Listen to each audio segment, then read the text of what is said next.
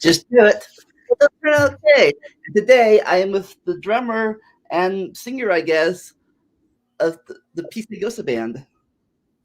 Well, the name of the band, the one project we're working with is under Jamie Gazelle, which has live music tracks on Spotify currently at the moment, and some on YouTube as well. And I also work with another project called Problem Child with lead singer, songwriter, guitarist Shelly Miller, based out of Austin, Texas. Awesome. So how did you two get in the music scene? Well, myself, I got to the music scene at a young age. Started out with a group, Strange Parallel, which Smash Adams. We worked together in the past many, many years ago, and we recently just started talking again. And then when I moved to the area, being stationed here at Fort Hood, Texas, with the U.S. Army, met Jamie Gazelle. We kind of hooked up. He had some projects going on, and we started putting things back together with some of his older music and whatnot. I became the drummer, and we've been kind of bouncing around, checking out local guitarists and different things, and establishing a new project. Shelly Miller and I, we met here locally as well. We're kind of on a hiatus at the moment to take care of some family issues, but got a great sound there with her singer and the lyrics she's written. Great band there. And as far as the Austin scene, there's a great part of Southern music and whatnot in this local area. So hopefully get more of the music out there and on these podcasts with you all. Awesome. What about you? Well, I started writing songs when I was about 11 years old. I went to a grassroots concert, and I decided right that night I was going to do that. I was going to be a singer in a band and a songwriter, and that's how I got started when I was about 11. And my first 5 or 6 years, I had written about 13 or 14 pretty decent tunes, one of which is still due to this day is one of my better ones. And it was a really simple song called Pretty Lady. And it was about my first girlfriend that I had when I was in high school. She was a lot younger, but I won't tell you how much younger, but she was a lot younger. Her daddy knows. And a lot of my songs are inspired by her and some other people too I've met through my life. And and Kiss was a big influence of mine too. I went to one of their concerts and I said, well, I'm definitely doing that. So I don't dress up like a freak or anything, but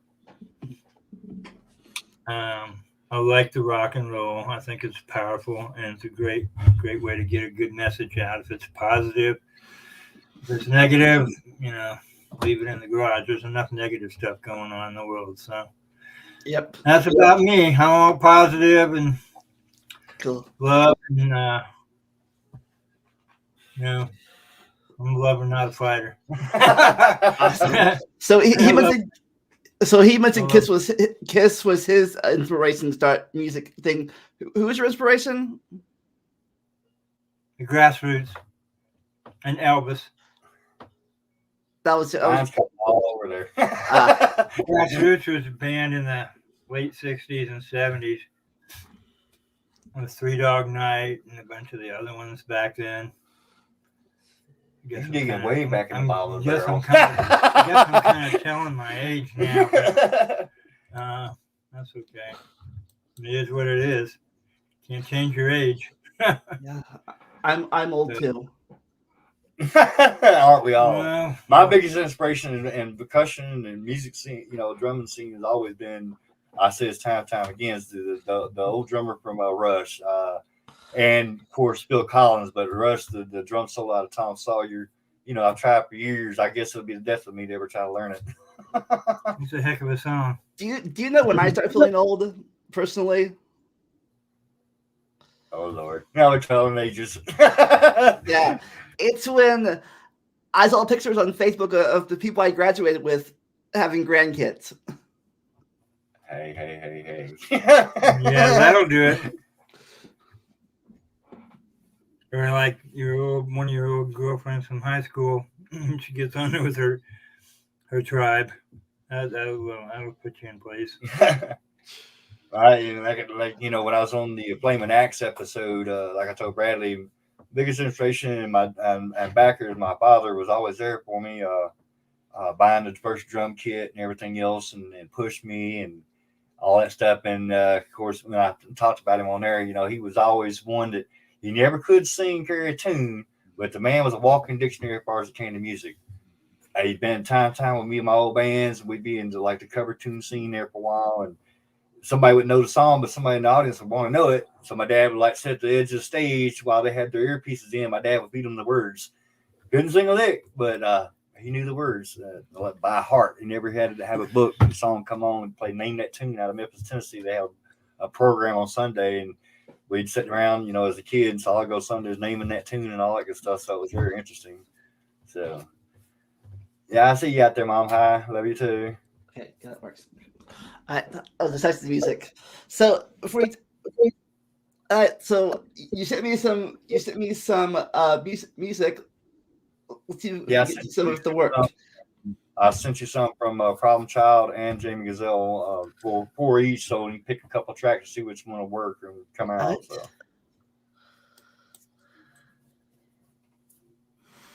Here goes nothing.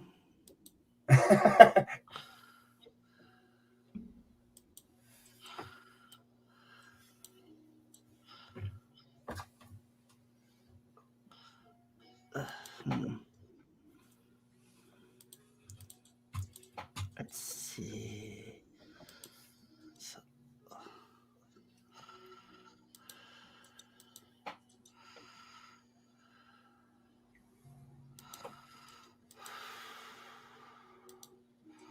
I know I checked them out before I sent them to you. They play live main. I don't know how they would do. I'd even try to play them. There you go. All right, tell me if you can hear this. All right. Oh,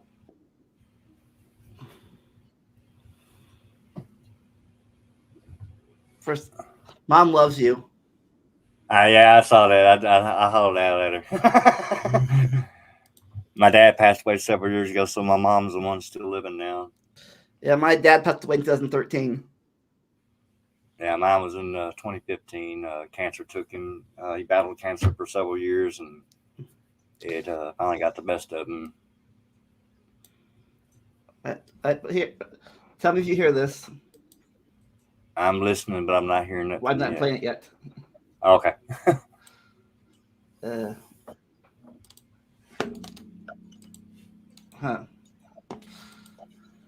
Hold on. Can I play?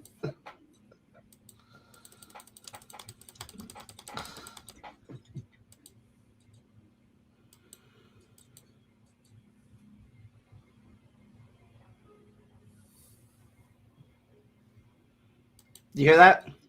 I didn't hear anything on this end. I guess it doesn't work. I guess it can't work. Is there a way I can plug the track in, or do you have to do it on your? I have no idea. Like I said, I'm still learning how this works myself. If it was a video and not a, if you sent me a video and not a. Which one did you try? The one from the Problem Child band, I don't know. They're all the same kind of thing. So I don't think any of them will work. Let's see. Like I said, if I knew if I could play it from my end, I could play it. Probably not. If you could do it, if you can sing it live, you can sing it live real fast. Nah, I couldn't. I'm just a drummer. Yeah. The type of music won't play. I don't think if it was a video or something, or like a YouTube link, I could play it much more easier. But yeah, I can get you from Spotify maybe because Jamie Gazelle's music. I don't have that work. I would need a lot more time to prepare. Then I would need practice using it and stuff. So I don't think we can do it. But yeah, on YouTube videos, Hillbilly Candy and Money, Fame, Sex, and Power on YouTube. Their videos. Off topic music real fast. You said you guys are from Texas, right? Yeah, out of Austin, Texas. Okay, I'm from Nebraska originally.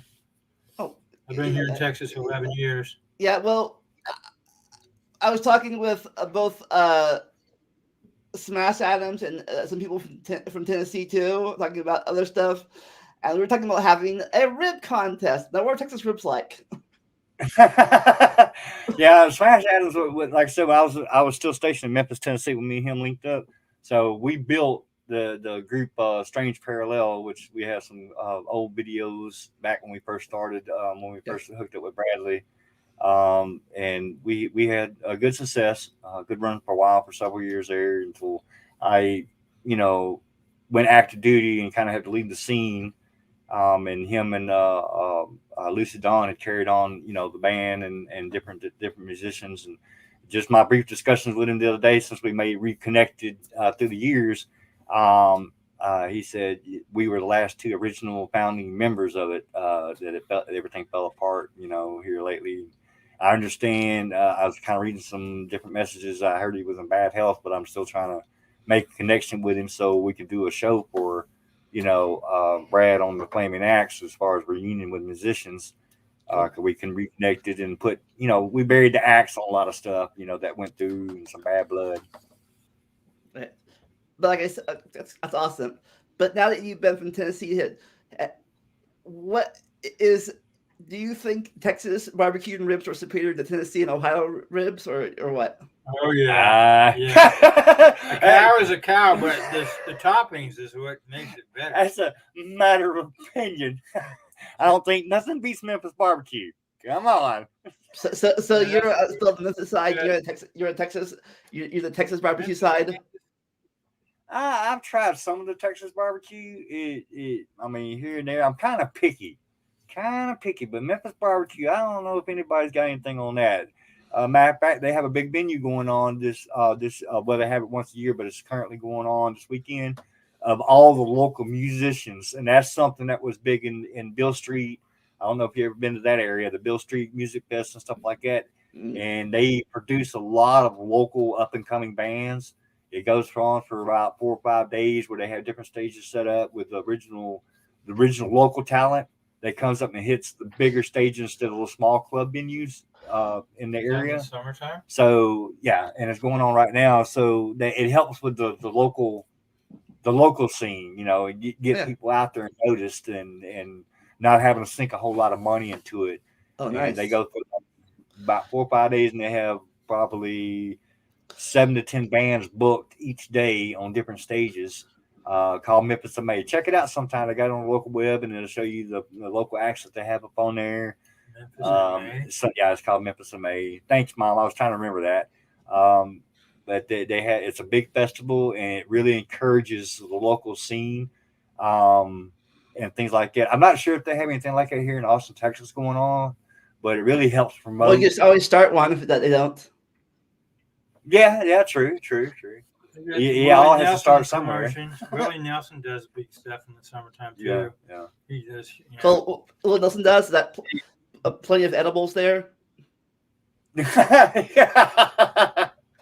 Yeah, but there's a lot of good music acts that's come out of Austin from the year I've been here.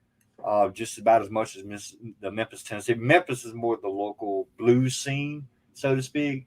So in Texas is kind of a mixture of everything. You got the rock, you got the blues, and a lot of the Spanish sort of stuff going on in here. Wasn't Blue October out of Dallas? It may be Blue. They got really big for a while. They didn't last long, but they got. Yeah. So you got inspirational music around, like a whole bunch of different music types: American, Mexican, Spanish. Right. Yeah, because out of Austin, you could imagine. San Antonio is like 2-3 hours south of us. They've got a big music scene. Dallas and Houston's about probably a couple hours north of us. They've got a big music scene. Matter of fact, on like in Facebook, they have what they call "I don't give a shit. I just need a gig."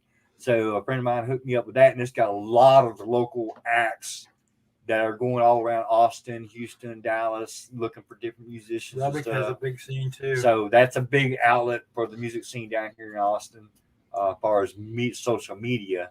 So it's the constant ongoing. What I found different here from Memphis, though, is that music scene here goes on more or less 7 days a week, where in Memphis is more of a weekendish like kick off on a Friday and then go through, run through Sunday, and then you really don't hear much. But here it's more of a, if you want in the music scene, there's options to play 7 days a week.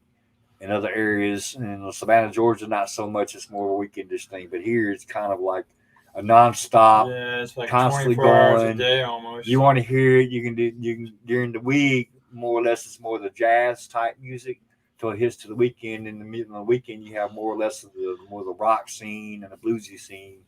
And then you have your local piano jazz bars, which is, going through high school and marching band stuff, I like a little bit of jazz stuff too. A little bit of the bluegrass roots, being from Arkansas and up in the hills and stuff. So I'm gonna try this good. again. That was bad. See if we get this working again. okay. All right. See if this works this time or not. Let's find out. This is a song "Wishing Well." It says. Yeah. And if my audience now, if the audience there, your mom can tell me if they can hear it too. I mean, fine. If you can't hear it, the audience can. That'd be awesome. Let's try this out.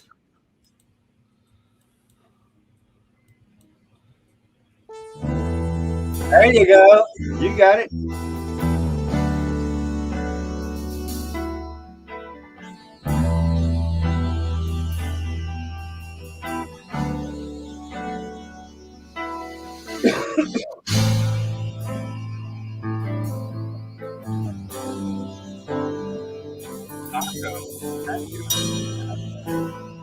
I just put that name on the track.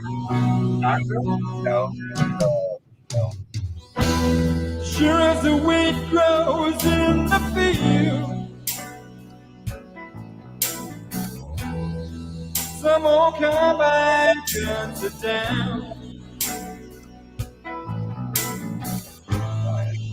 Says it's bringing home the yield. Farmer Johnson comes around.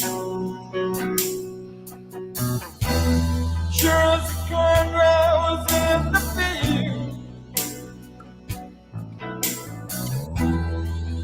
sun comes up from below.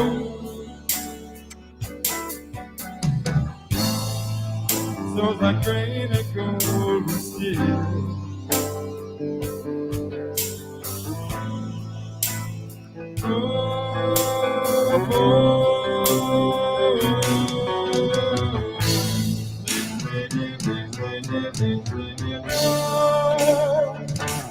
It's a damn ho-ho.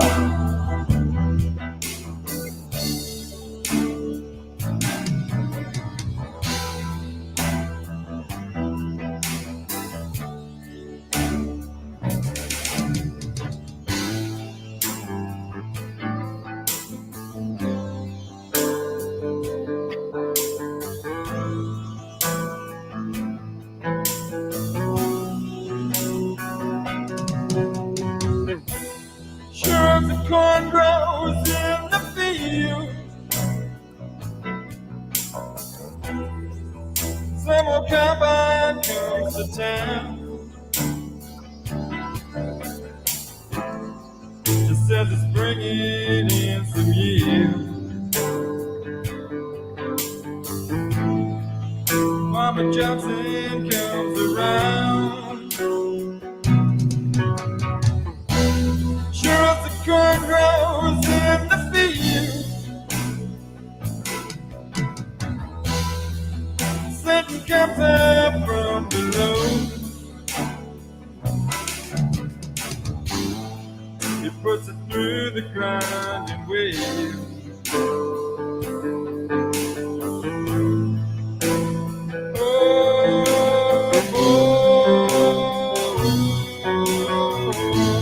Next thing you know, it's a damn taco.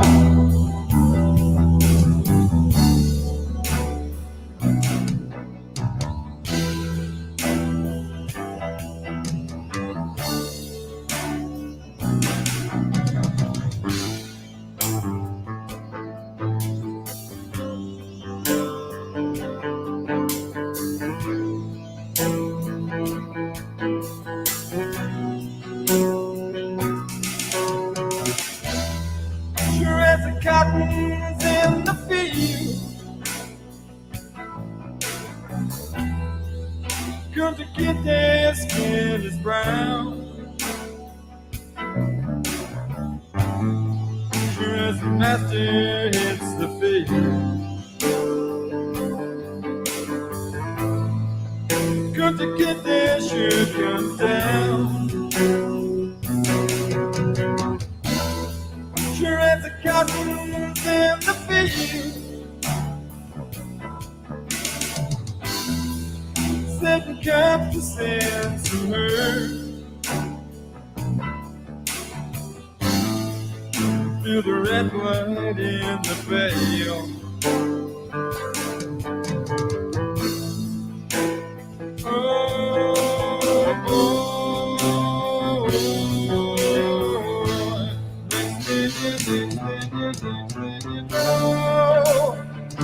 Oh, it's a damn t-shirt.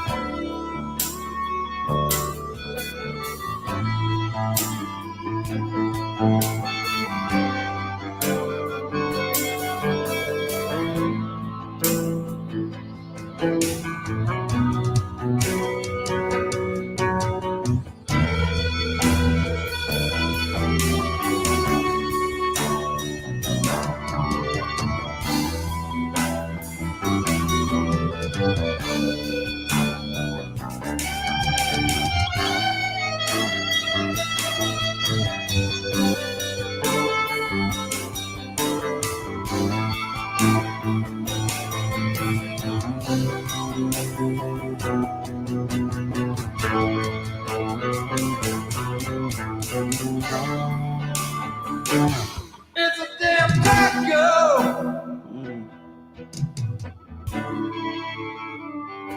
It's a damn taco.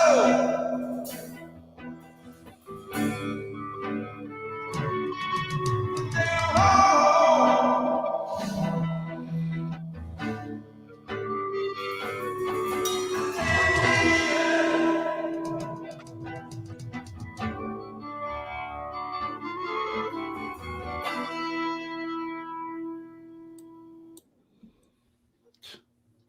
And I'm hungry now.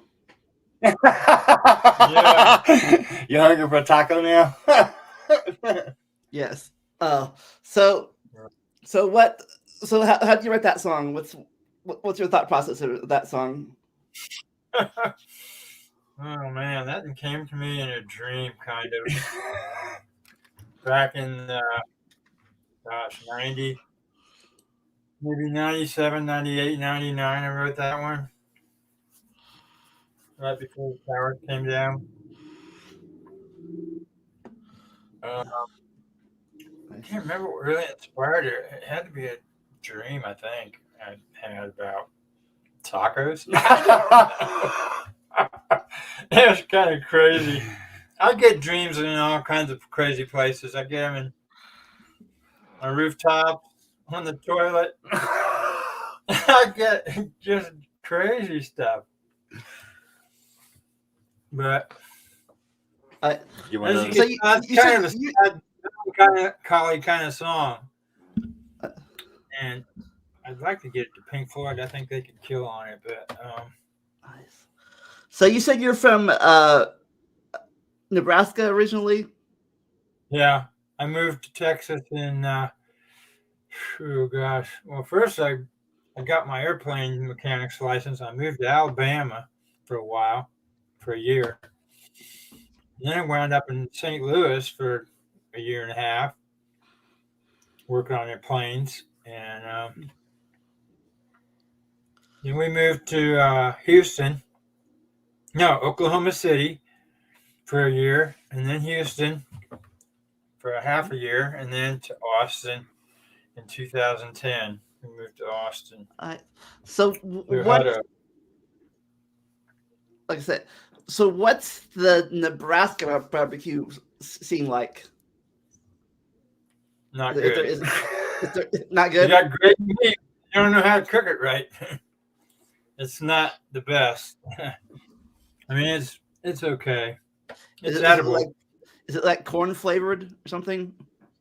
Well, there's nothing like Nebraska beef or Missouri or any of those states where the cattle are, out in the field and not pinned up in some pen. It's So it's a lot better beef and a lot healthier to eat. There's no hormones, injected crap in the meat. Oh, so you take the Nebraska cows, but bring them down here to barbecue in Texas. That's right. They order Nebraska beef from up in Kansas City. They order it down into Bill Miller's barbecue because they say it's better, a lot leaner and a lot tastier and a little more expensive, but it's worth it because it's that much better. I'm not joking.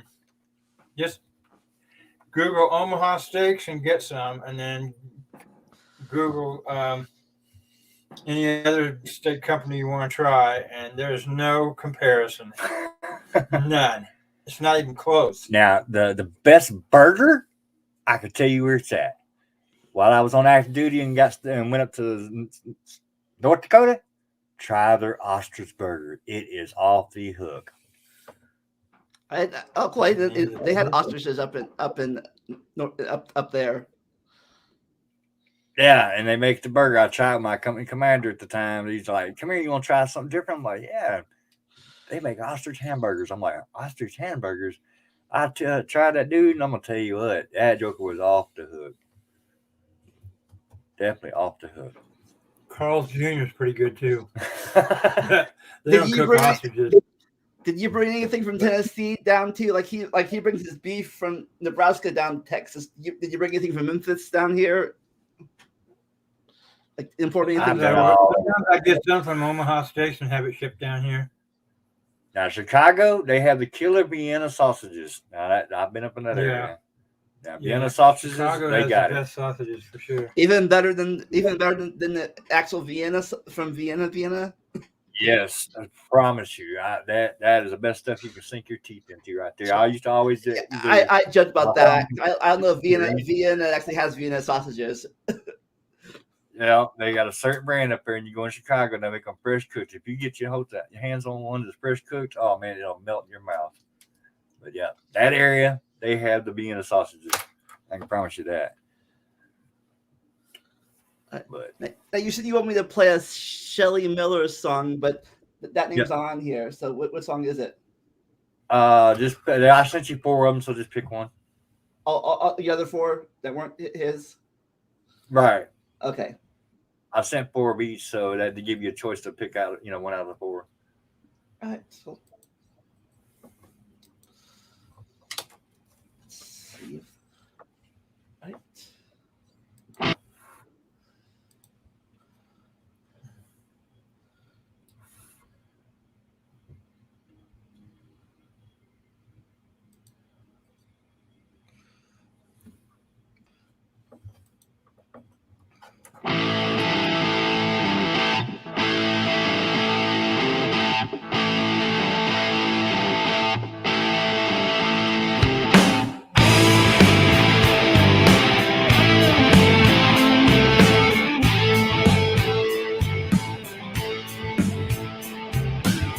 When you finally lay me down and I'm flat out on the ground, we'll go all day. When you put your hands on me, my temperature rises and I can't see all day.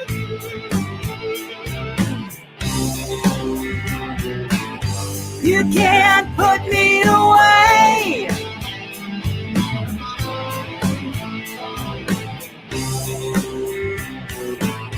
You can't put me away.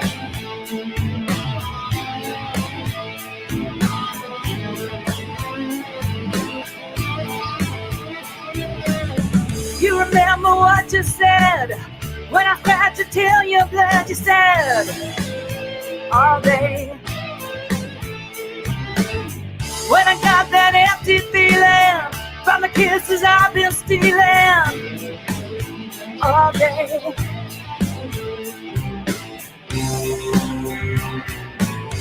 You can't put me away.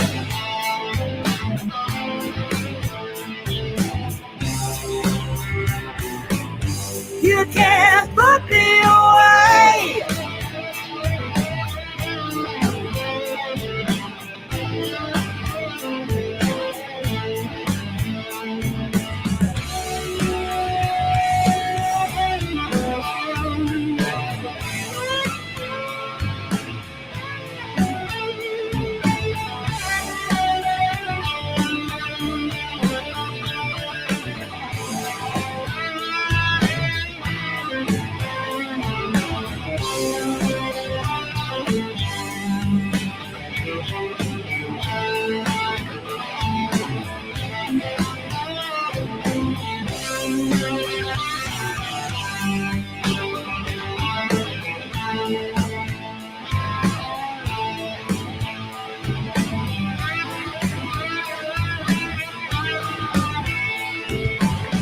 I'm coming after you. Do you really think that you can stay all day? You don't know what you're in for. You're gonna be coming back for more all day.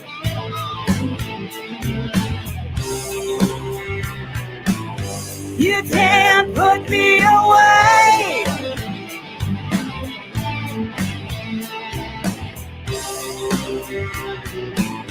You can't put me away.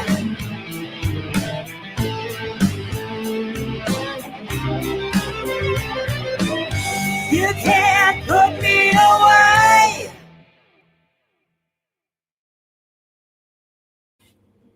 So you're gonna play another one of mine.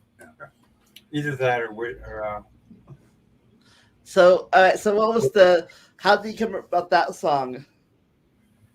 I don't know. I'm learning more and more about Shelly. She's a great musician. it was about her boyfriend, right? Yeah, I think a lot of it is she was going through some dark time, from my understanding, when she described the song to me. But as far as music, her music writing, maybe she's more or less one of the type. She's what I would call like a Bob Seger style person in her writing, because Bob Seger always wrote about songs on the road and stuff like that, and that's my dad's biggest influence as far as musicians writing music. Was a lot of his tunes were about being on the road, being on tour, in their life and stuff like that. And from what I'm gathering, from, being with Shelly and everything, that's where a lot of her musical thoughts came in at, and her life and everything. So that's what really turned me on to her, and being part of that project with her, and listening to some of her music. Pretty good. Like I said, she's a talented musician all the way around, bass, guitar, you name it. I haven't really seen anything the woman couldn't do. Even at her ages, she's still a kick-ass singer and vocalist. Nice. and whatnot. Yeah, my dad's used to, when he had a guitar, he used to sing or play Johnny Horton songs and Waylon Jennings songs. Oh yeah, yeah. I grew up on a lot of all that old stuff, so a lot of people still call me old school and stuff like that. And I'm like, well, so many people nowadays are going into the electronic crap, and like my biggest issue that is like, you don't ever play electric drums or not, like it's a note, and nothing like the old original acoustic style drums. You just can't get that same sound. The wooden one. Well, electronic drums are mainly for recording a CD, and then the real drums are for being live out there in the audience. Well, yeah, but it's more or less the time investment real. in the You sound. want a real sound, or you want a fake sound? Right, That's and as far as mic and drums and stuff like that. So either sitting in the house recording music and recording tracks and stuff like that in our studio that we're currently trying to work on building. I still prefer to go with the mic system. The mics on the acoustic drums. It's just that kind of sound. Cool. Well, if you want to, if anybody out there wants to help us build our studio, plug here for a second.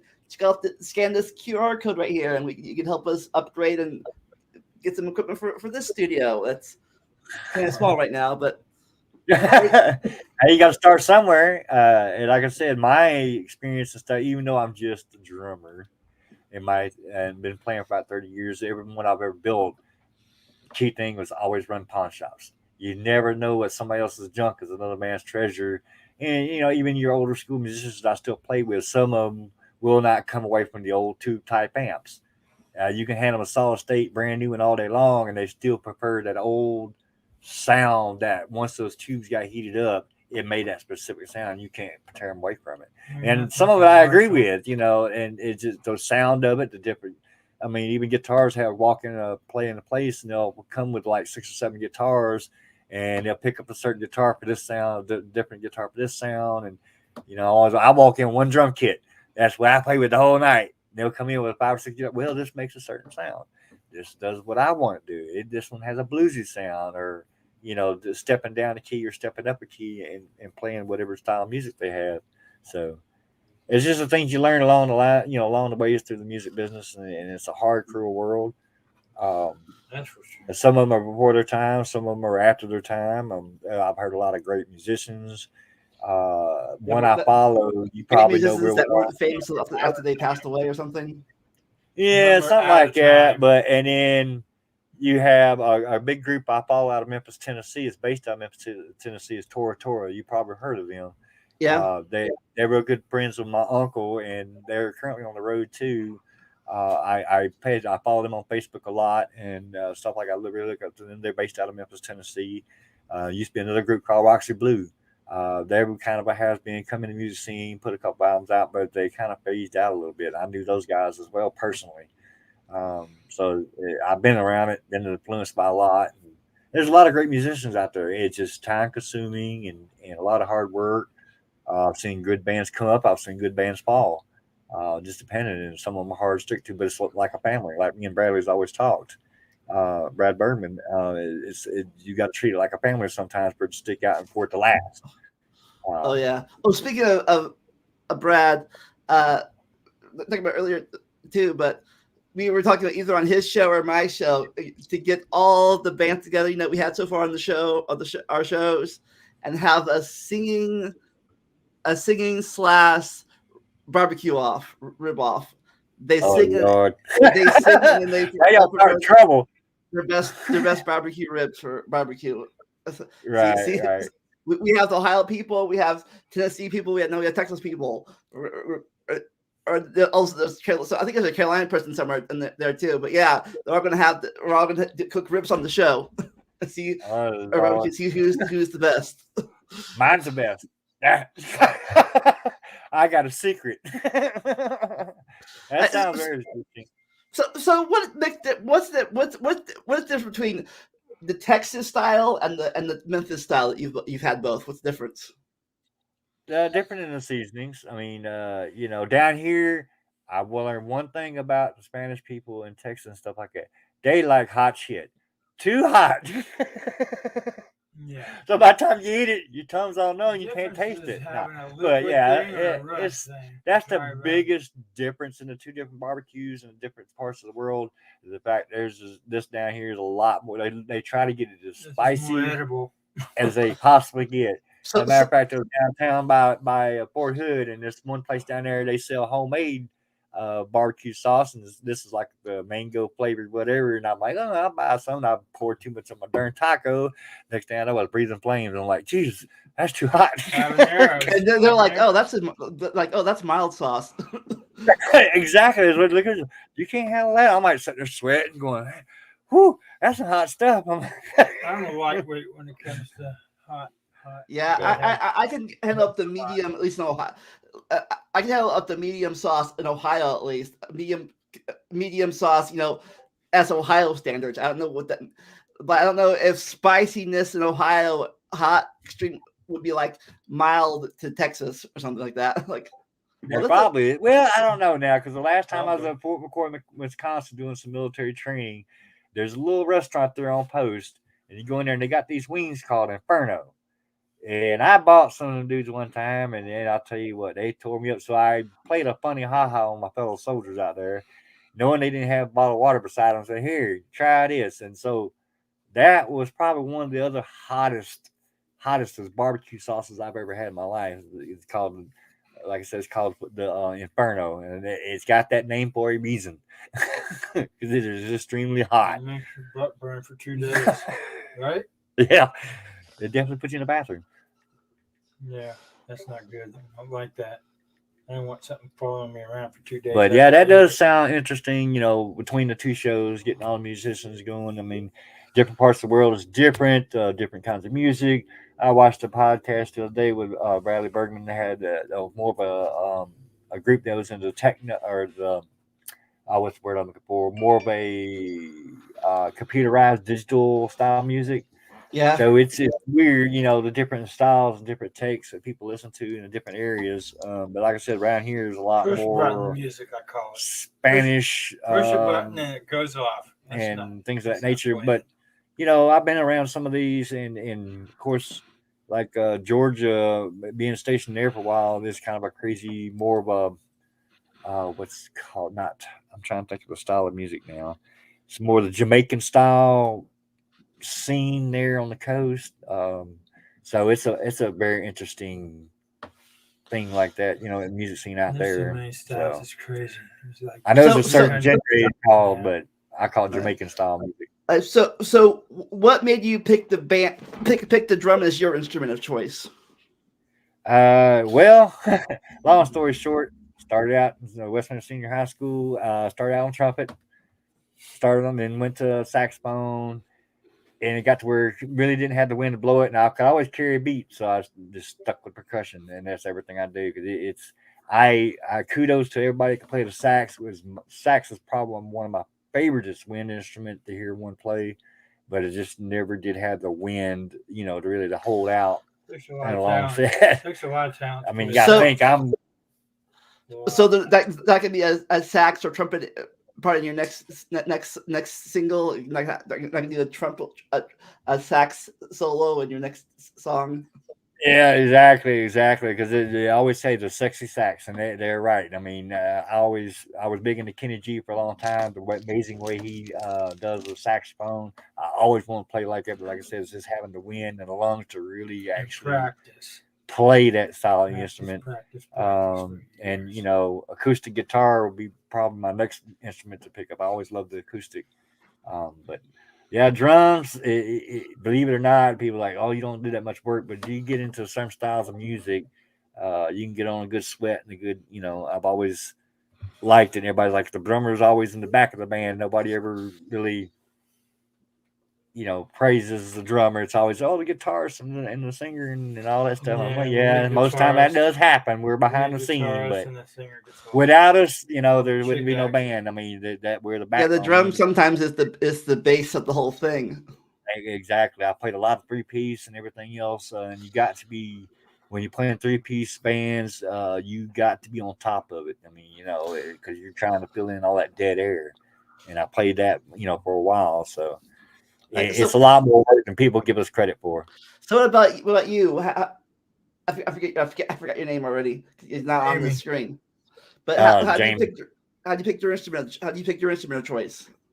I started out on trombone. So you were a wind instrument too. Yeah, I started out on trombone. I went to piano for 4 years. It took 4 years of lessons. I learned that pretty good. When I got out of high school. Well, about the 10th grade, I got into the guitar pretty deep and learned how to play songs from listening to records and stuff. And that's how I got at it. Listening to records. Now I just want to see you both your next song, you playing the trombone and you playing the trumpet together. I want to see that now. I'll get too old for that. I haven't played trombone in probably 35 years. Yeah, Casey said you can practice on her trumpet and trombone. How about air saxophone? There, anybody can play an air instrument. I mean, there we go. I'm getting too old for that. I wish back in the day I did keep it up. as well as percussion, and I just didn't do it. And like I said, a lot of times, once leaving high school and stuff, I went directly into the armed forces, and I've been in the military for over 32 years now. So that took up a lot of my time, different assignments and whatnot. I'm winding down now. My last few years getting You could retired. have been the official trumpet player for for people in the Army. Yeah, they do have an excellent here in Fort Hood, Texas. As a matter of fact, they got an excellent Army band. They're really on top of their toes. You got to be really, they're seasoned. Like I said, I love to hear good. You gotta know Yeah, the you gotta know notes from music. sheet I've gotten music. away from that so long now. Reading sheet music, That's a whole nother I'd have to pick animal. it back up again. That's. But kudos to the armed forces bands that I meet through the years, going different places. I mean, they're really on top of it. So, I think I asked you this already, but how did you two get together to form your new band? Well, it's kind of funny. Facebook. I moved here to Fort Hood, Texas, and we were on limited funds and didn't have a place to go. Rented a motel room, trying to get my military tickets. Military life sometimes hard. It just works out that way. But we bounced around and then and saw a room for rent. And next thing we got talking on the phone, talking about music and stuff like that, and his different writing and things of that nature. And I was like, he was looking for a drummer, and it was kind of something I wanted to get back into, coming to a different area. And I always try to do that everywhere I go. Dogs. And so he said, "Well, come on out here. We'll check it out and see where it goes to." And been kind of messing around with it, and then of course medicine. And I don't tie myself down to one project a lot of times, and run into Shelly, and on Facebook, and she had pre-COVID, she had a good tight band, and kind of her musicians kind of went on a hiatus and went here and there when COVID hit. So she was getting down in the dumps, and we were talking, and I pushed her. I was like, "Hey, let's revive Problem Child. We'll get back together." So, and she was looking for, because I had my feet wet in the water with the music business with Brad Bergman in the beginning with the record deal and everything, and I kind of knew how to manage, book, promote. I knew all the background from doing it for a while for Strange Parallel, me and Smash Adams. And that's what she was looking for. Somebody, because all she wanted to do now in her later years, as older we get, is to be able to go into venues and put her music out there, but have somebody doing the footwork. Me being a drummer, I mean, I got a lot of time on my hands. Being in the military, I got a lot of time on my hands. So she threw me the ropes and said, "Here." And that's how we started getting on the podcast with you and Brad Bergman, and getting things back out there. And because I could take the ropes and take a little bit of stress off her. And because I knew a little bit of the game and the ropes and the business a little bit, here and there. So that's how it kind of all worked out. Awesome. I always like to have an origin story for your future when they tell your story later on in the years, how they met.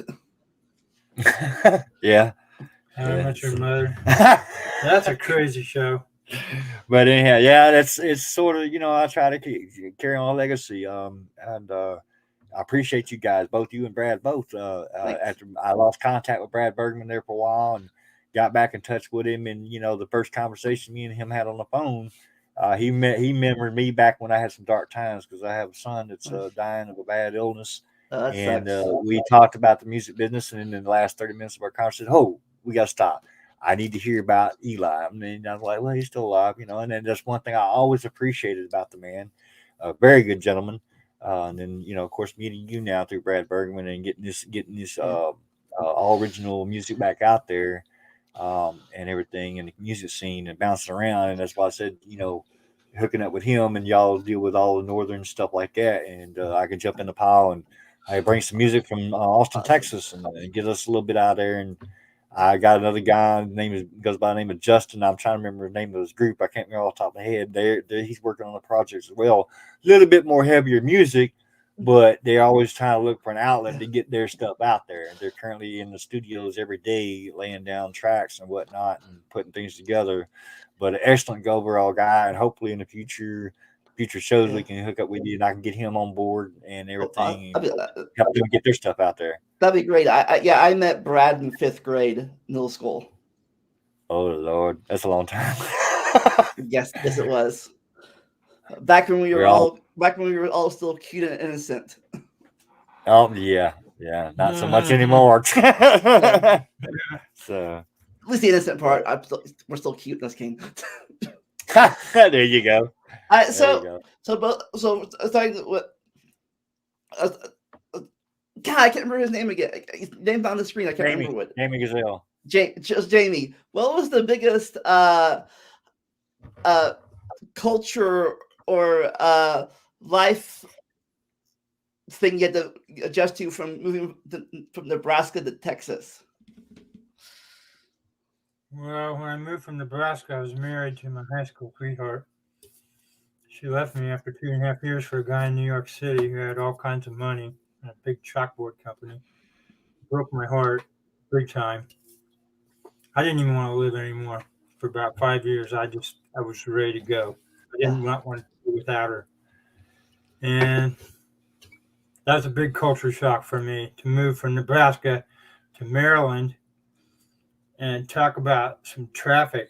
The most traffic I ever saw was like 3 cars going down 4th Avenue in Holdridge, Nebraska. And I'm all of a sudden in 14,000 cars a minute, going by me. And I'm just scared out of my pants. That was a big culture shock for me. And then the divorce was about killed me. It tried to. Divorces are like alive. They have their own energy, and it's not good. Yeah, it happens. That's life, though. I mean, it's you hear a sad story behind every musician. It's just like the old blues and that one movie called Crossroads with Ralph Macchio and all them. I always looked at that and told the story, and he's like, "How do you create the blues?" Well, you just play in your moment, in that scene, your actual time, and what's going on in your life. Yeah. Too. So that was my biggest thing about being in blues and blues industry and stuff like that on blues music. It's always, sad. that sad in emotion. Well, not all blues are sad, but a lot of it is. Most of it's pretty Yeah. sad. But it's always in that moment of how you feel, and that's how you pick up that guitar and just play from your heart. And that's what kills me about most musicians nowadays. Is a lot of them don't even play from the heart. There's no soul in it. Yeah, they want to know how much money the gig's going to pay and music, how much money they're going to make, and once you lose that wanting to play music for the enjoyment of it and putting music in people's life, you might as well just leave it alone, because then you're just out for the money, and then you're just creating anything. Then don't have that feeling, people can't feel your music anymore. Yeah, I feel that. Sometimes when you lose your passion for something, it's just not the same. Right. Yeah. It's that passion. Once you lose that passion, and you're doing as well, I just want to put a buck in my pocket. And, you don't care what you're playing. You just walk in, and you see a lot of those through the years, because I've seen a lot that, and especially in Savannah, Georgia, they have bands that have 4 or 5 drummers, 4 or 5 guitars, and they'll call you up and say, "Hey, let's just throw something together." And when you start doing that, it's not even worth it to me anymore. Yeah, I feel the same way, but not about music too. I occasionally play video games on my channels too, and there's other games I can play that's more popular, that that can get me more views. But I like the games I like. If I'm not enjoying the game, I feel if I'm not enjoying the game I'm playing, it goes across on the screen too. Like, this game, blah blah blah. They're doing this now. I don't care. Exactly, and you just lose that passion. You just lose that passion completely if you're not enjoying it. But like, I played in a lot of clubs. I mean, in a lot of drummers, for me, I play with a couple bands. They'll see me standing up, same time playing drums, and I get the crowd into it. And I play with a lot of musicians. They'll just sit up there with a guitar or whatever, just stand there motionless. And if you're not getting the scene into it, you know what I'm saying? Then you can't get the crowd. You're not getting that pizzazz. It's like playing a dead air, so to speak. I mean, and there's no motion, no feeling, no nothing. And and that's like I said, that's why I was big into the couple of musicians I mentioned, like Bob Seger and all them. They was passionate about their life and their history and things that happened to them, instead of going in and just saying, "Hey, I'm gonna write a song about this," And I really look up to fellow musicians and bands, and that's what I look into when I pick the genre that I like, the genre. I don't want to say the word, but because I listen to a little bit of everything. I listen to country, I listen to rock, I listen to blues. Somebody stepped in my house one time back when CDs were popular. Before we had all the online stuff where you just download the app and play stuff. They walk in and said, "What is your favorite?"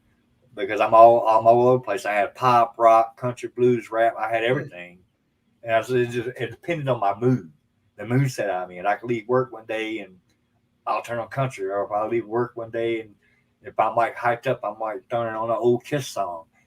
It just depends. But it gets me through the workday, and most of my guys I've ever worked through, besides being in the Army, they're like, "You never can work somewhere without having music going on." No, I can't.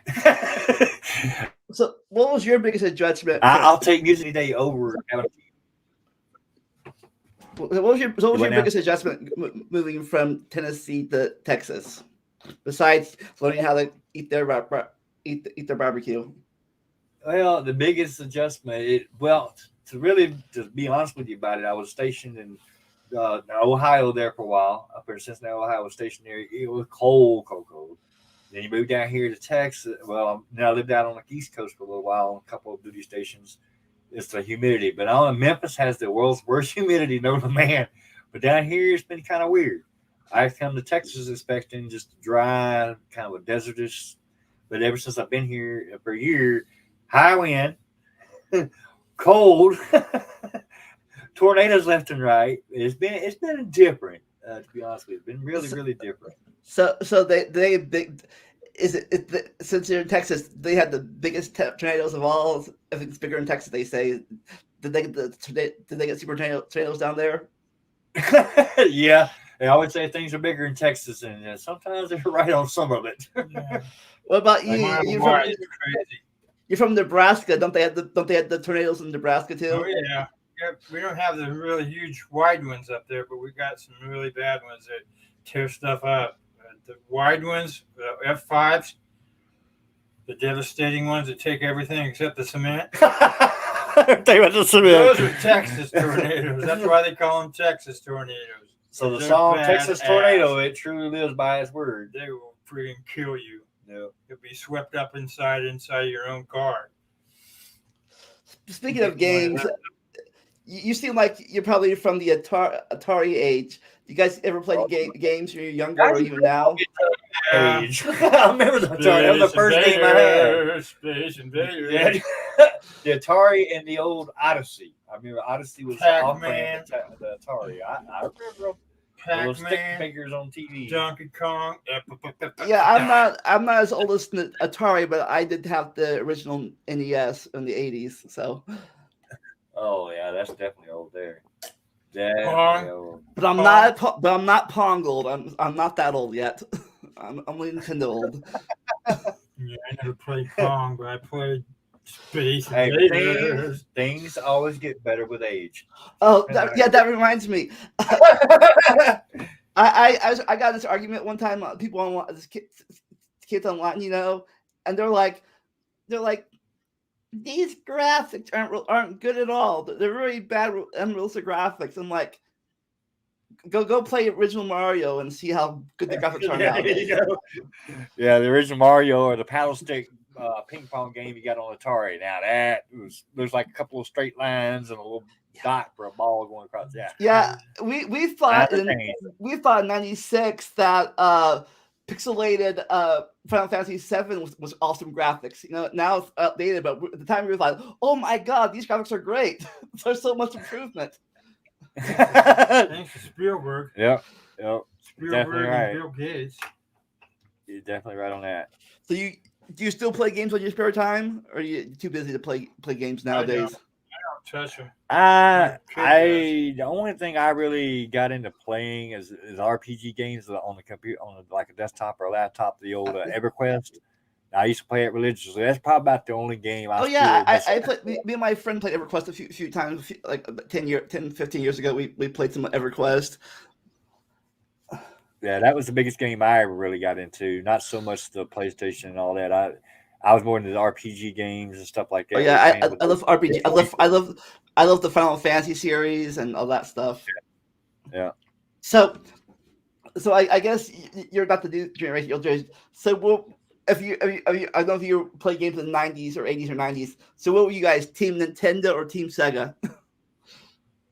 Sega. Sega. I had both consoles, so We weren't that rich. I was Team Nintendo because that's what one my parents bought me. So that's the one I played.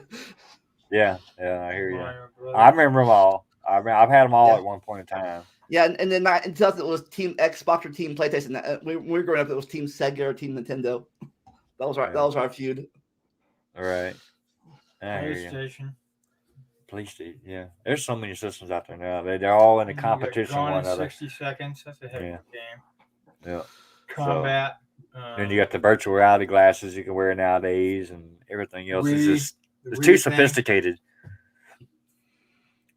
Too sophisticated for my blood. Yeah, some of these games nowadays are like not as hard to play. They have in-depth storylines. You get lost in like an iceberg, so in depth that you play 10 games in the series and you still have no idea what's going on. Yeah. I wish they would get some more in the game, because Rock Band was pretty decent game that came out, which wasn't too bad where you mess around with it. They need to come out with more virtual reality games like that to me. I mean, but you know, it is what it is. Speaking of games or movies, are any of your songs to be in any future soundtracks for movies coming up? Wish. Can only be so lucky. Can only be so lucky. Yeah, it takes the right connections, and you got to almost be in Hollywood to get it done, or New York. Yeah. You can't live in Texas and get that done. Unless somebody up there sees your music and like, oh my god, I've got to have this song in my next movie. Yeah. The only if luck. They happen to hear you and they want to put it in there. You know, they're the closest time I ever came to a situation like that was back when just before I met up with Smash Adams, I played with a guy named Tony Salee, Italian guy. And I don't know if you know anything about wrestling, but I used to know Jerry Lawler real close, and I knew the Moondogs. Yeah, I watch wrestling occasionally. Well, Moondog Spot actually had a school of wrestling just north of where my hometown is in Arkansas, in West Memphis. And I had gotten in touch with him at one time with one of the bands I played with, and they had a little venue where they would have like a live music night for the youth people in the local area, and then they would close down and have the school of wrestling he owned.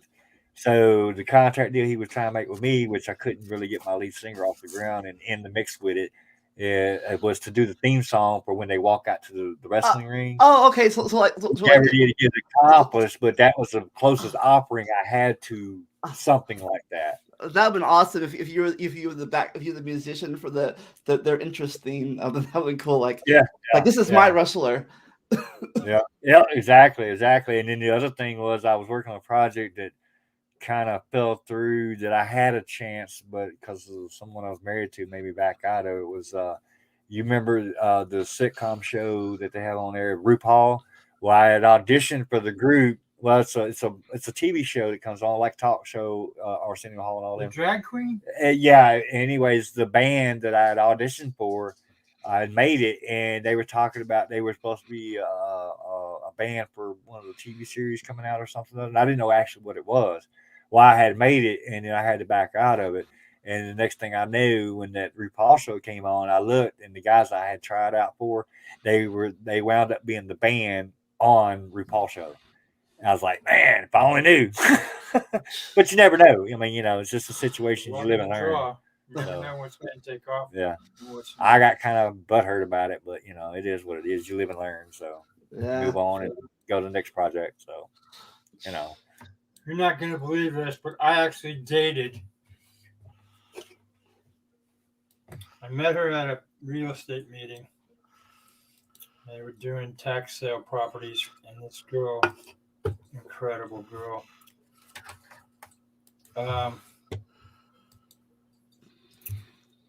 You remember her name? Meg Langford. Yeah. And she turned out to be Meg Ryan. I dated her for 2 months. And then she moved to California. She said she was going to be a star. I said, okay, well, take me with you, would you? So I'd just gotten out of my first marriage, and I was really like looking for somebody decent. And she took off on me, though. Yeah. Luck of the draw. Yeah. Who knows? You might have been her leading man in Hollywood. I first saw her in Sleepless in Seattle, and I about pooped my britches when I saw her on there. I said, "Dang, I dated her." That's Meg Langford. She changed her name because she was ticked off at her mother for leaving her father. So she changed her name to Meg Ryan. Yeah, live life and learn and go on. But, yeah, that's a heck of a story. Wrote a song about it. You like you're a song about it? You said which one is that? I wrote a song about it. Is that on the list you gave me? No, it's not on there. No, it's not even recorded yet. I just got the lyrics, and it's going to be a pretty decent song if I ever get it recorded. But I got so many I want to record still that I got to be careful which ones I pick. Yeah, I know. Sometimes you have so many ideas in your head, but you have so little time to actually put them down on paper or in the. Yeah, it's kind of a personal song. I don't know if I ever want to put it out anyway, but I wouldn't mind getting it recorded. Hear what it sounded like. But so what was talking about the Meg situation? So what was your did you have any other celebrity crushes growing up? Who, me? Yeah, Raquel Welch. Or are you talking about him? Raquel Welch. Either or. You're both on the screen here. Oh, I was just asking. I never met Raquel Welch, but I had some fantasies about her. Oh, good Lord. Or hasn't everybody? Raquel Welch, come on. I kind of She's like 75 and she looks like she's 17. Hey, I'll tell you what, I'd like to meet Lita Ford. Now, that's a hot woman there. Yeah, Lita Ford. She's getting older, though. And she's but she still got it. But Raquel is like 73 years old and she still looks like she's 17. Hey, she looks better than Cher. Yeah, that's true. My celebrity crush in the 90s, for TV, I liked Danielle Fishel from Boy Meets World. And singer-wise, I liked Leanne Rimes. Oh, goodness. Leanne Rimes was my crush in the 90s, too. The only thing I've seen her play good in was Coyote Ugly. Now, I was a teenager. She was a teenager. For me, it was good enough. I hear you. Now I'll tell you, my TV fantasy chick, if I had to choose, was the Catherine Bach when she played in Dukes of Hazzard. Could nothing kill that woman. That was one of fine, and she still looks good to this day. Yeah, like Candace Cameron too. She's pretty cool. She still looks really good. But Catherine Bach and Daisy and Dukes of Hazzard was always she was in down to James earth. Bond movies, right? No. She not Catherine Bach. The one that played Daisy Duke and Dukes of Hazzard. Yeah. She didn't play in much else besides it. She played in a few little things, but nothing. I don't think she really got a major role in anything else besides the Dukes of Hazzard. It was a couple of those movies I just never heard of. That was what I always remembered her from. But I know she played in a couple of soaps here and there or something like that, but nothing major. And she still looks good as an older woman. Yeah. I was wondering how many brothers Uncle Josie had. If you had five, they're all cousins. How many brothers he had or sisters? If they're all. Yeah, that is a good question. How that went. You don't ever meet none of the family. They're all cousins. And that's that backwoods shit. And was that supposed to be in Georgia?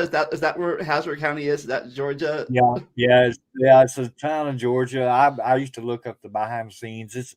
There's an actual town where it was all filmed at when they wrecked so many cars. I looked at the box set and it said they used over 300 and something Chargers to film that actual TV show because they were so low budgeted that they didn't have the capabilities to have nowadays of wrecking a car, jumping a car without crashing or whatever, and screwing it up. But that was a low budget TV show, and they didn't even think it was going to go anywhere. But they used all the original cars.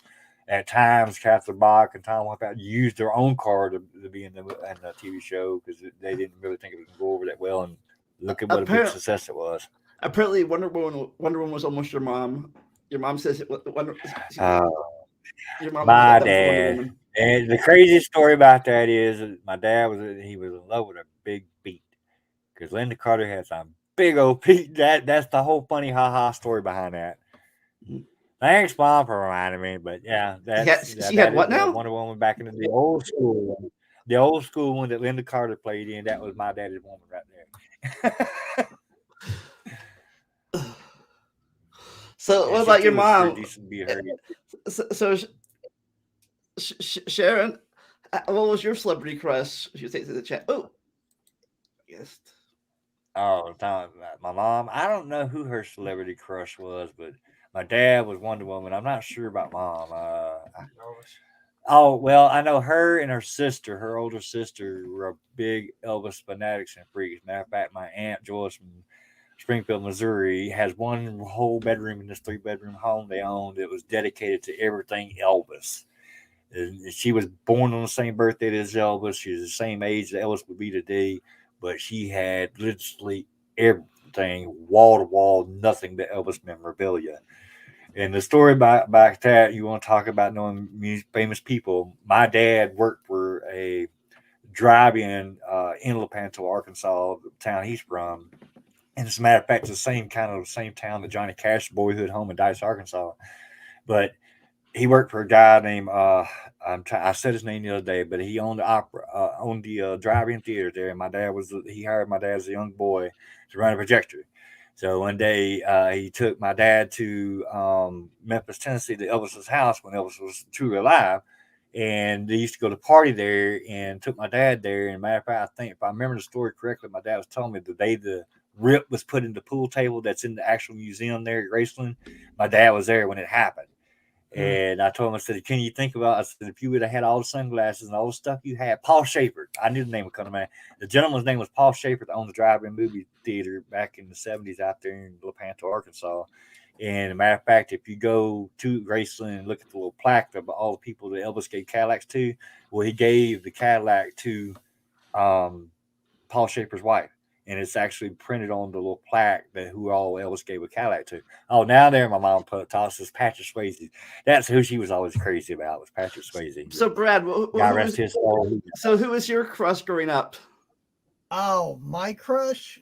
I don't know. I had enough. I had enough. I know what it is. Cat's got his tongue because he's worried about if his wife is looking around going, who is this?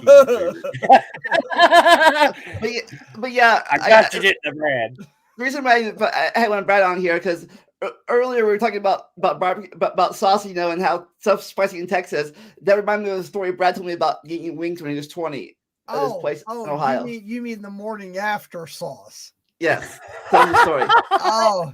Yeah, here we go. So this is a way back when, but there's this bar and grill in Vandalia called Bunkers.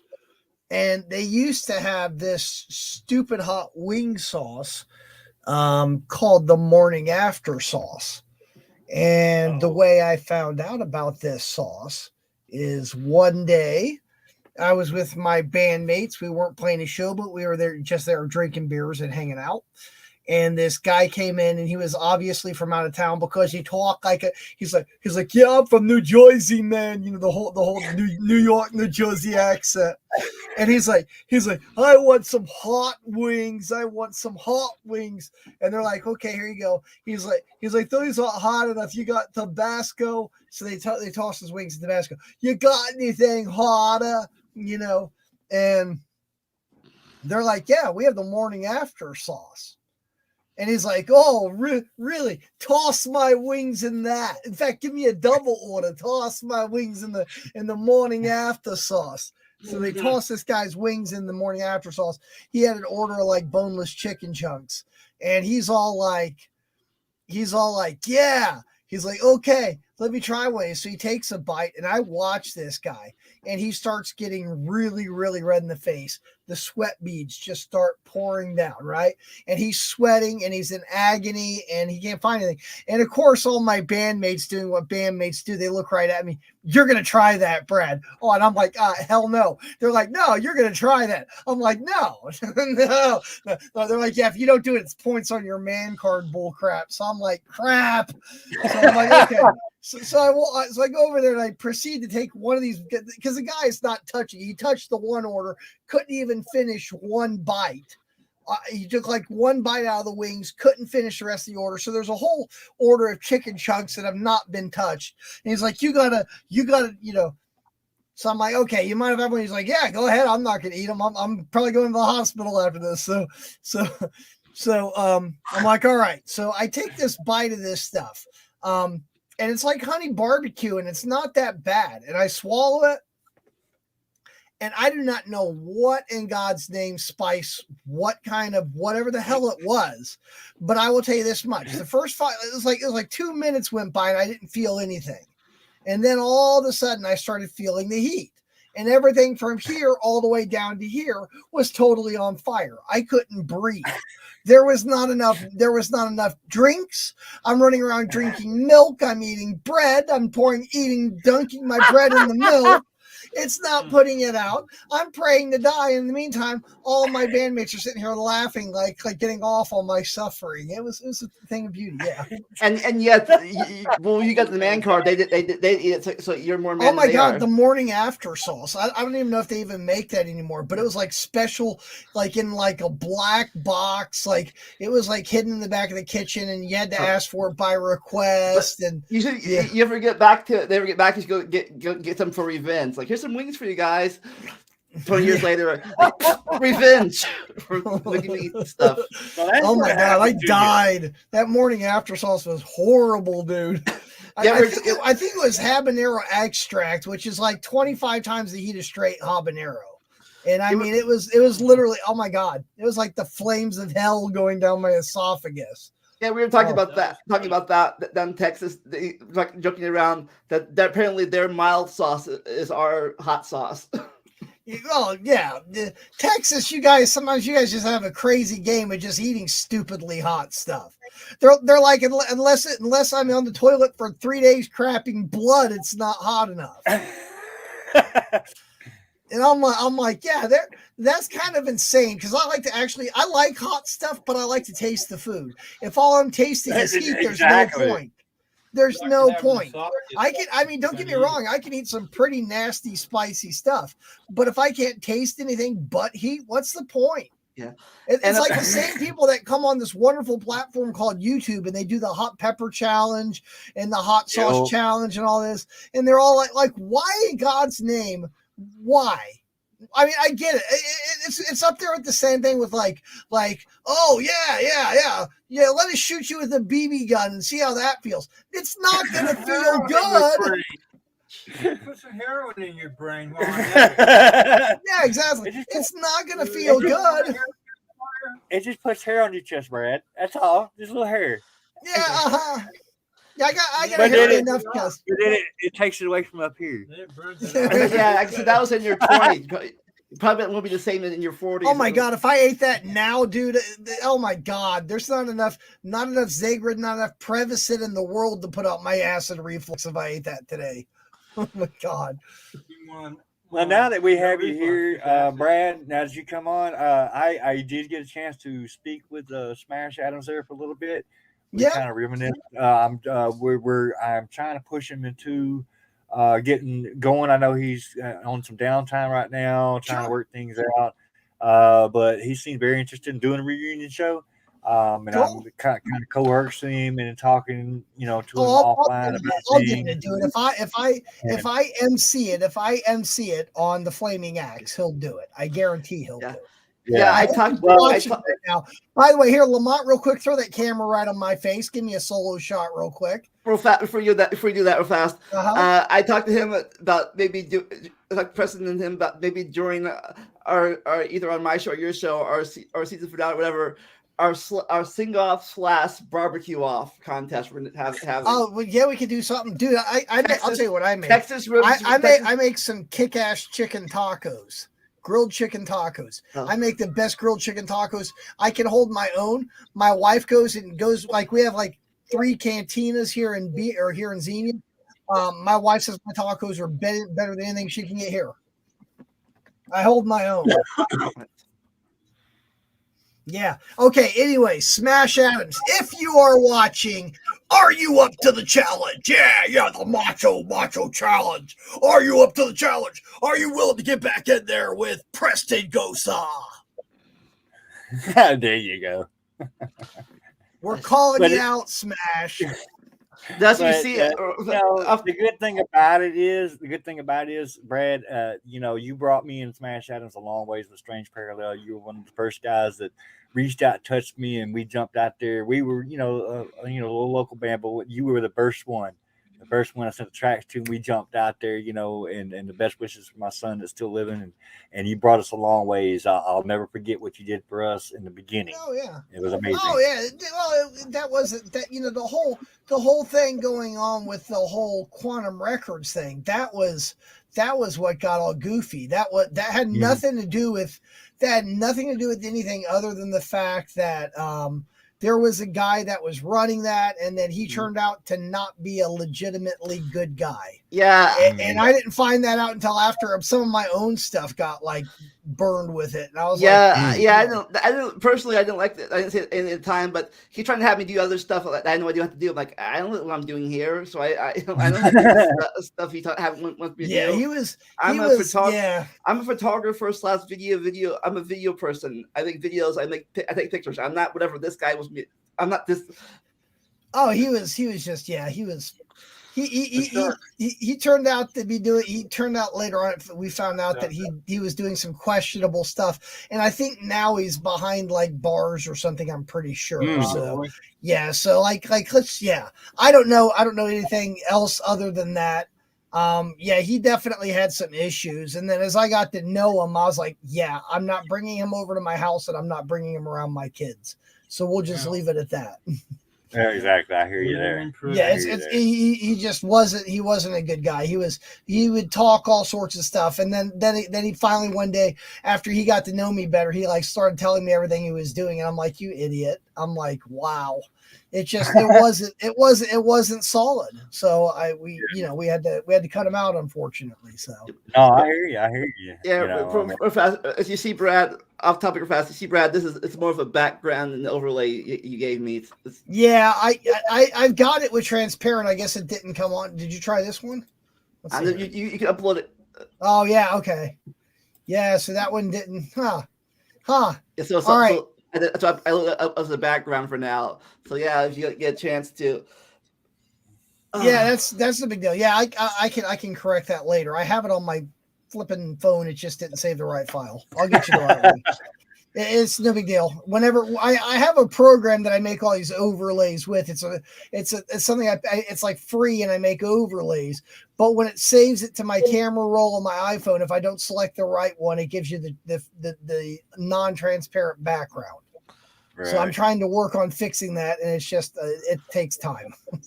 Yeah. I hear you. There you go. Here, let's find a better background. Here, let's try like this. Mm-hmm.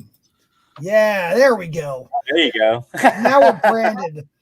Here, let's put something cool out there. Since these guys are local, there we go. Look at that. There we go. Yes. Yes. Like I said, we're like I said, me and Brad are both learning how this stuff works still. I've only been in Yard for about 2 years now. Before that, I had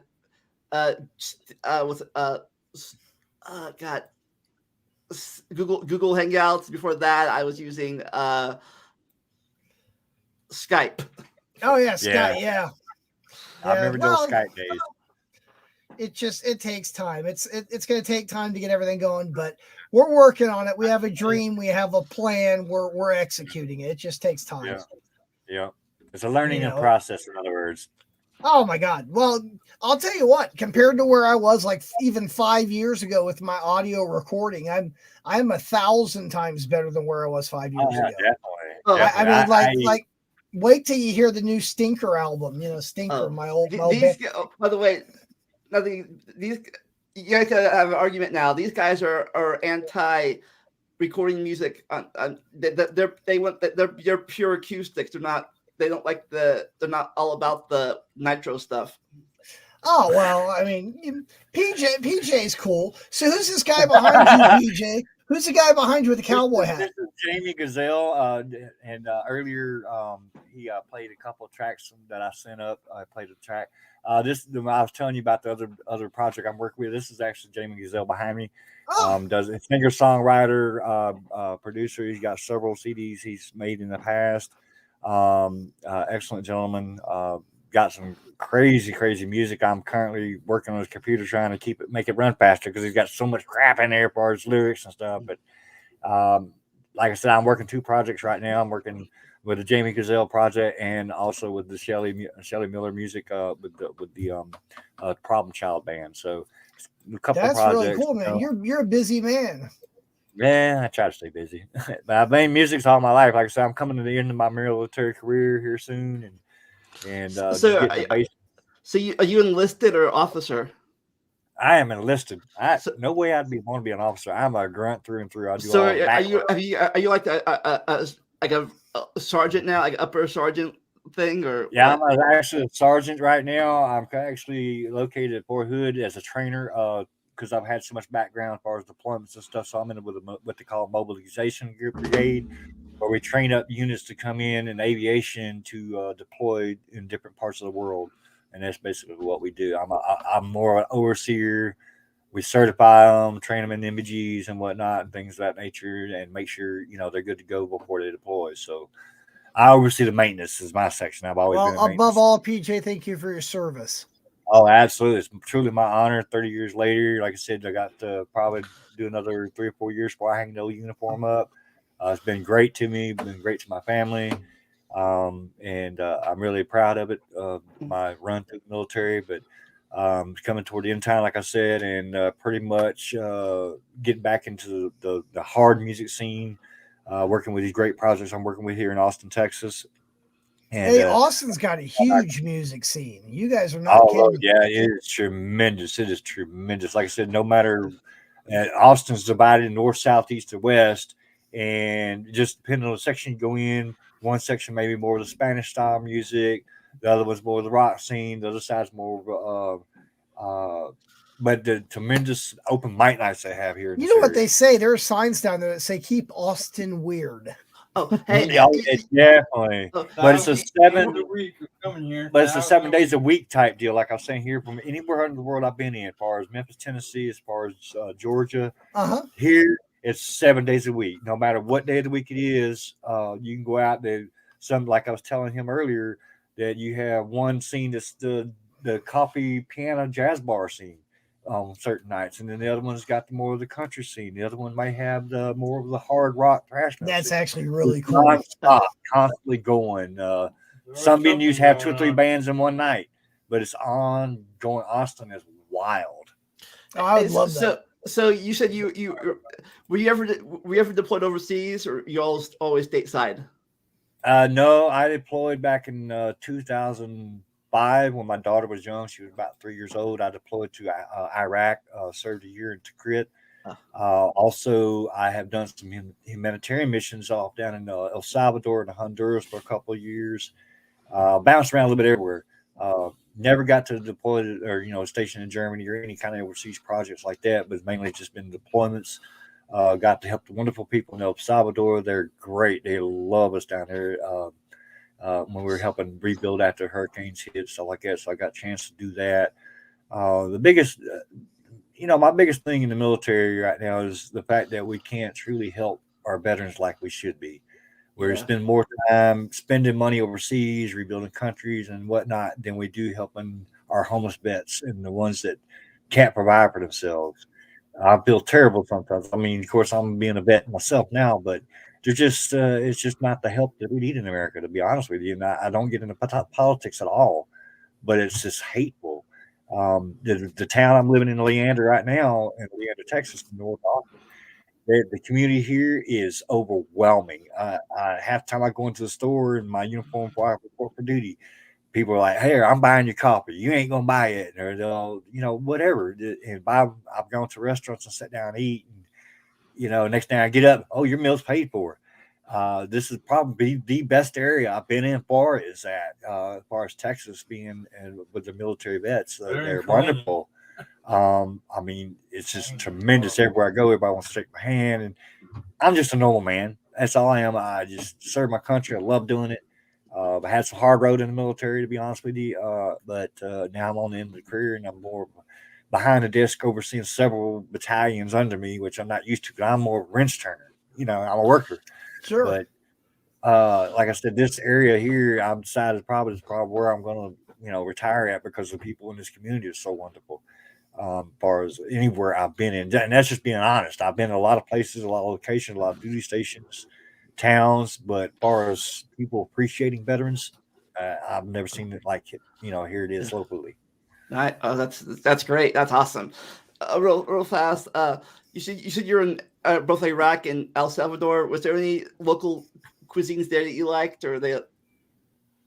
Well, a lot of times when you're deployed like that, they don't like you to eat off the local economy, because when you get used to eating a certain thing, I mean, I've tried some of the majors and stuff I was under didn't let me try some of the local food in Honduras and stuff, like a little bit of Spanish. It's just Spanish food. It's mostly Spanish or, Puerto Rican and stuff in that area.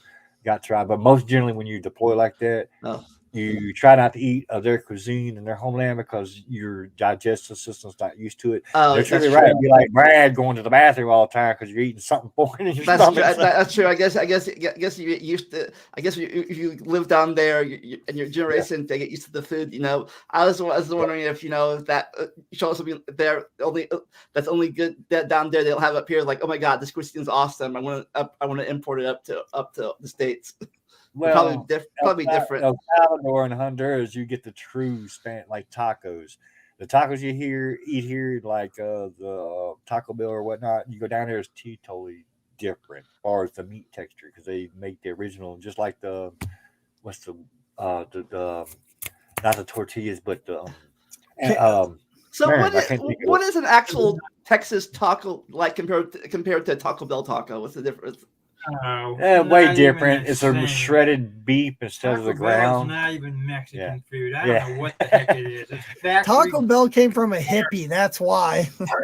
Yeah, that's about right. Yeah, So you actually have actual Mexican taco food down there, and not the. Yeah. Well, you're closer to the border down here, so you got a lot more of the people that. If you go to the right one, you'll get the authentic, which I always thought authentic was the ground beef. No, it's chicken. It's shredded chicken. So Brad, by the way, apparently the best beef is in Nebraska, according to Jamie here. Well, Nebraska, Iowa, Kansas, it's all grass-fed beef, and it's all they have. Oh, I don't know. I'm kind of biased and privileged on the beef front. My brother-in-law who lives here in Dayton, and my little sister raise cows.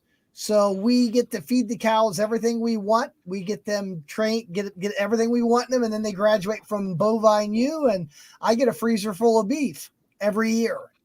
So can't beat that. Yeah. So like the truth is like I've had steaks other places, but I'd rather eat what my brother-in-law gives me. It's just better beef. Yeah. Because I know everything that's been in it. Yeah, I don't. So we did the grass fed because he had black Angus heifer, whatever, and we did the grass fed one year. I'm not a big fan of grass fed. Grass fed does not have enough fat in it, and when you're really cooking, if you want good burgers or good beef, you got to get that fat in there. You got to get some corn in there, and hell yeah. Like this last year, I'm like, give those cows extra portions. I want them fat. And by the way, they're not friendly. Beef cows are not friendly animals. You go put yourself between a fence and a beef cow and see how friendly it is when it tries to horn be like I know you're going to eat me. So I'm going to kill you first. Like that's the way they are. They know it's coming. So I'm like, I said, watch out for those humans. They'll send you to the old. Oh, I've been joking with my friends one time. We named the cows. We had one. We're like, here's sirloins, here's T-bone, here's. Well, that reminds me. Porterhouse. Speaking of cows, I made a joke with my friends at work one time because they're potheads, but I was joking with them. Hey, I said, I wonder if we feed cows pot, the meat will taste like edibles. That's a good question, Lamont. Hey, Lamont, that's what you call half America being stoned. Stoned beef. Yeah, no, I like just good fatty beef. Fatty beef. One of my favorite things to do when I get the cow processed, I actually get some bone, and not like ham bone, but like beef bone. I get that. I put that in a pot, and I make like a braise. So braise is just when you boil something on low heat with a lot of spices and flavoring for hours. And what happens is the beef around the bone falls apart like a pot roast. And then I put like Chinese noodles with that and some fresh carrot slices and fresh cilantro and fresh green onion. It's the greatest soup you'll ever eat in your entire life. Huh. Yeah, it tastes really good. Like I'm really big. The stuff I like to cook, I can cook like a pot roast or a meatloaf like anybody can. But the stuff I like to cook the stuff that you generally go out to eat to cook, because that's how you save money when you learn how to cook like that. Yeah, my brother paid today. We went to my niece graduated college tonight, and my brother took us all out to Lone Star. Lone Star's not bad. Yeah, it's not bad. I like Texas Roadhouse. They're not too bad. That was it. It was Texas Roadhouse. Texas Roadhouse is good and fatty. I like it that you can pick your steaks there. It's kind of good, but it's still not as good as my cow. I had an 8-ounce steak. Yeah, I mean they're good. They're very good. They use a lot of MSG in their food. That's what makes it good. But the truth you gotta find. Send me one of yours. Meredith, right? Meredith. Don't worry, Lamont. I'm going to cook for you tomorrow. Yeah, is it Meredith? The cows, right? Meredith. Yeah. But did you hear what I said? I said I'm going to cook for you tomorrow. Yeah, we're talking about how to know each other. I was talking to how I've known Brad since middle school. Yeah. We've known each other a long, long time. Hey, Brad, too, before I forget, I'm going to send you some copies of it. But this is some of the Jamie Gazelle's albums he originally put out. Dude, he has cool artwork. I dig that. So he's got some made. I'll send you a copy of this. Mm-hmm. One of my best friends in Nebraska did that. He put that together digitally. It's got some excellent tracks on it. Yeah. And some other stuff. Oh, you're talking about this is what they got in Texas. Oh, God. Yeah. Now, you want to talk about hot. They got hot food, hot sauce, and what the hell is that? That's hot candy? Called ghost pepper candy. That's what they sell. Why in God's green earth would somebody invent such a satanic, awful little treat? Like, just imagine Halloween, give that to little kids. Oh, my God. That would be cruel. That would be so cruel. Hey, that is a thought. Especially if you got some you want to get rid of and get them out of here. Pop these one of these out. There you go, Johnny. Don't have a ring pop. Have some arrows. Let's play another song from them real fast. Sure.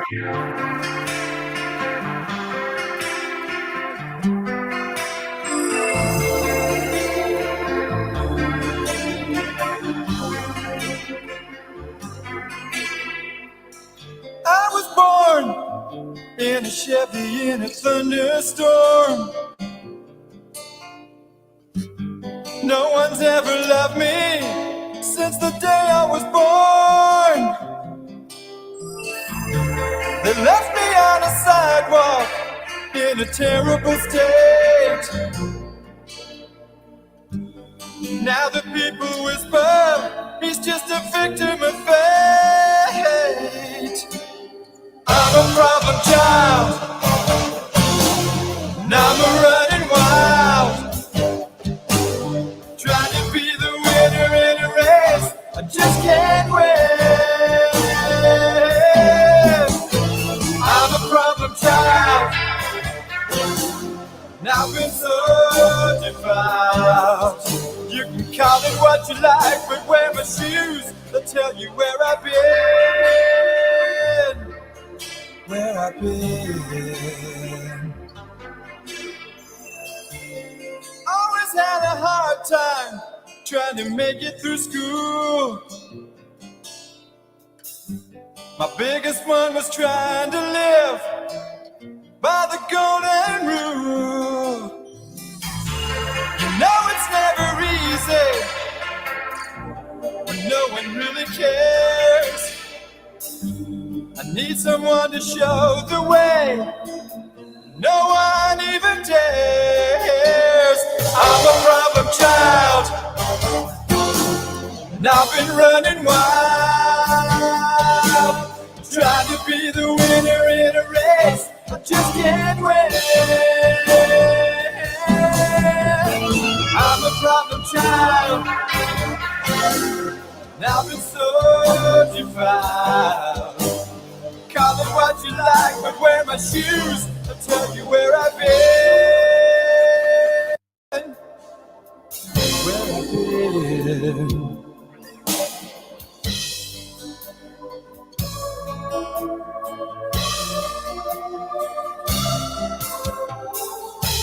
If anyone could help me out, my number's on the wall. If every senior schoolhouse charm, C47 home.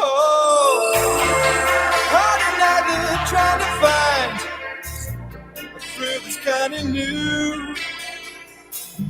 It's never lasting happiness. What else can I do? I'm a problem child,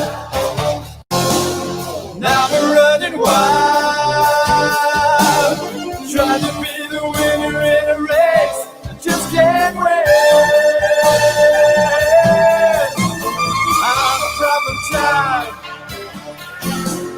and I've been so defiled.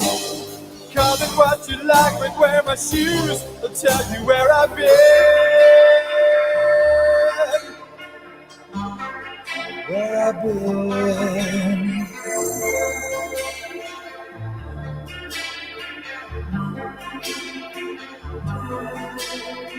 I'm a problem child,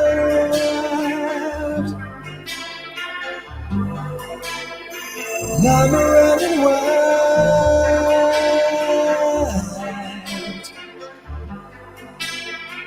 I'm a problem child.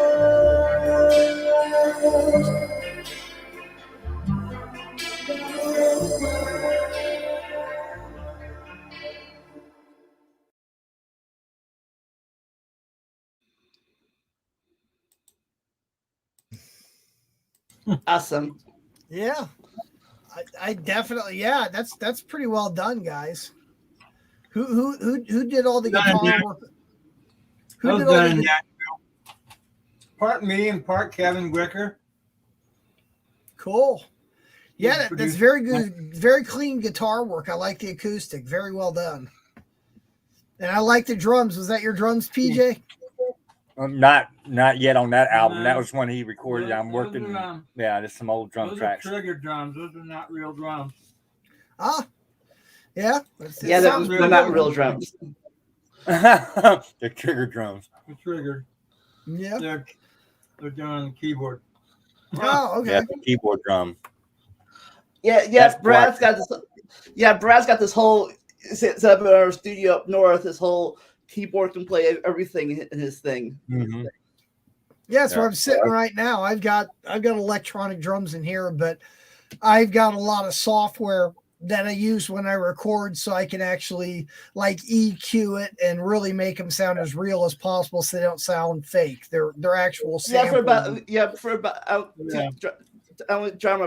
month we didn't have a drum player for about a month in our band. Yeah.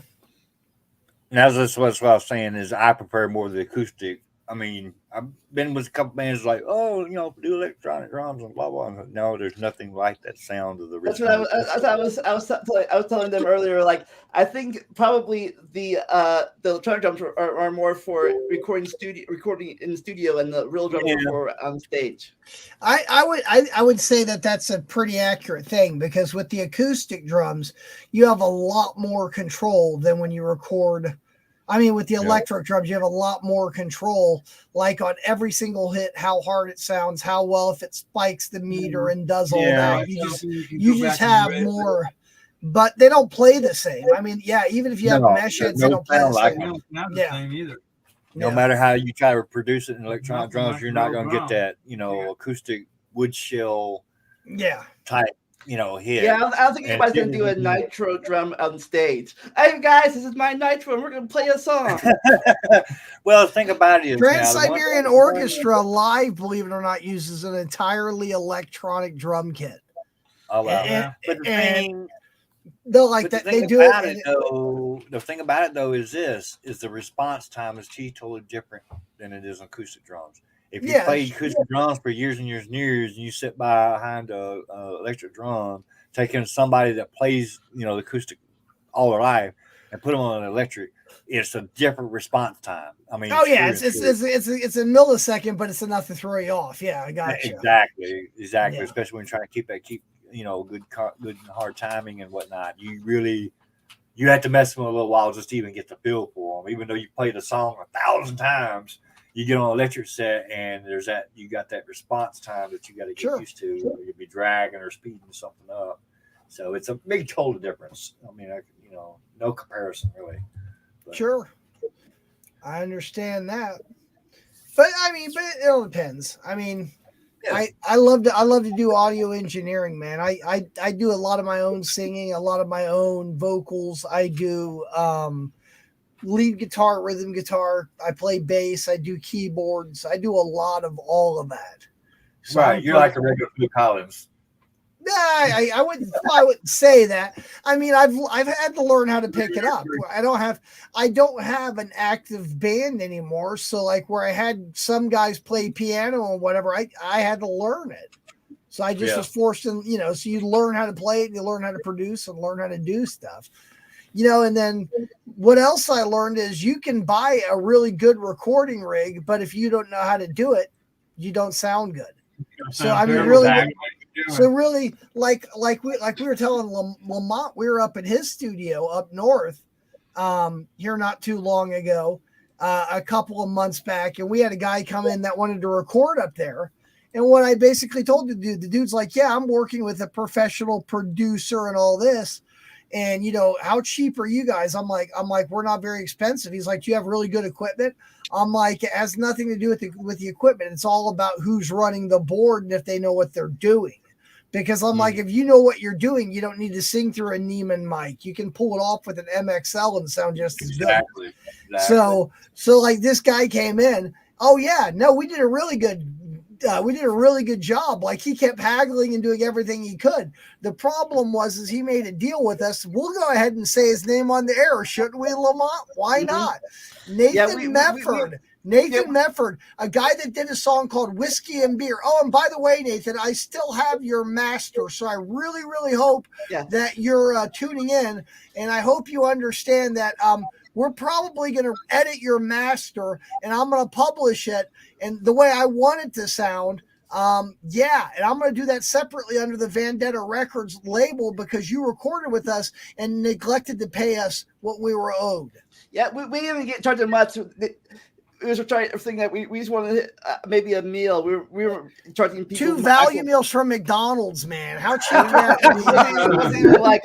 two value meals. And we're doing now, actual money. He outed a professional producer and liked our version good enough that he wanted to put it on his album. And I said, all you got to do is give me 2 value meals, dude, and I'll give you the copies. I'll even give it to your other producer. And he wouldn't do it. But he was poor, but he was poor enough to buy a $300 mask. No, not $450 mask, and tell me that it's his birthday. I'm like, well, good, congratulations. Give me your 2 value meals, and you can have a master recording done by us for your birthday. For like a lot of people were charging like $100. Dude, the recording that we did for Whiskey and Beer, actually thinking of which, let me see here. Let's see if I can. Losing his mind or something, or what? I'll tell you what I'm going to do, Lamont. You know what? I got a great idea. By the way, real fast. Here's the band advertising for him. the music street in their area. Yeah, it's back in my hometown. It's going on right now. It's called Memphis in May, and they do a lot of local acts and get them up on stages. It's a real good program, and it really brings Memphis in the spotlight. My mom just sent me that because they got the local newspaper. And from yesterday to Sunday, go check them out right now. Get a car and drive down there. That sounds like a good deal, man. It sounds fun. Yeah, it's just a whole complete music fest they have every year in Memphis May. It's got the Memphis barbecue going on. Got discovered. One of those. They had the big, and that's when they had the big Memphis May barbecue contest going on. And they throw all these local bands up, and there's different people from different towns, different states throwing the barbecue, putting on the barbecue contest. And like I said, they have several stages, big amphitheater stages set up, and then a lot of local acts. Of course, you got some well-known acts that come in too, but they try to support a lot of the local bands. Big venue every year. Yeah, I told them to start one down there in Austin. Yeah, there is one. ACL. It's like twice a year. Austin City Limits. Yeah. Oh yeah, I've heard all about Austin City Limits. That's supposed. Yeah, that's supposed to be a big festival. I heard. Oh, it's huge. It's one of the biggest in the world. Yeah. People come from all over the world to go to it. It's crazy. So the airports are just blasted full of people for a week. Twice a year. That's awesome. So PJ, Jamie, what's coming up on your music? What are you guys in the future? What's coming up? What are you guys planning to do? We're trying to get back in the recording studio if possible, and then also I'm building an in-home studio, more or less like Brad's got going on there. Yeah. I'll drive up to Ohio. We'll record for you. Come drive up to Ohio to record. That's a hell of a jump. We got you. I'm too old to be traveling that far. 1,400 miles. But I got a little something. Real quick, I have a little something I'd like to play. Lamont, what do you think? Go ahead. Bring it on. So let me give you the background on this recording real quick. We recorded this in a bedroom studio. Okay. Oh, Lord. Right here. We were not using the professional version of Studio One. We did this in the artist version on a cheap mic. But again, what I will overemphasize to you is it is not the expensive equipment. It is not where you record it. It is all who is doing the recording. Okay. All Brad here. This is called Whiskey and Beer. Let's see if we can crank this up here. Hang on. Country song? Yeah. Whiskey and Beer.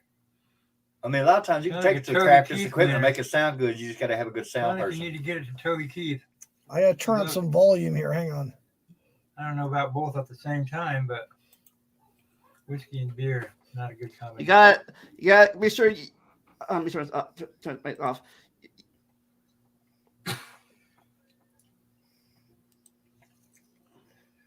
Can you guys hear that?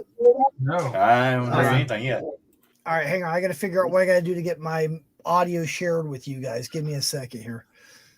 Because I've got this.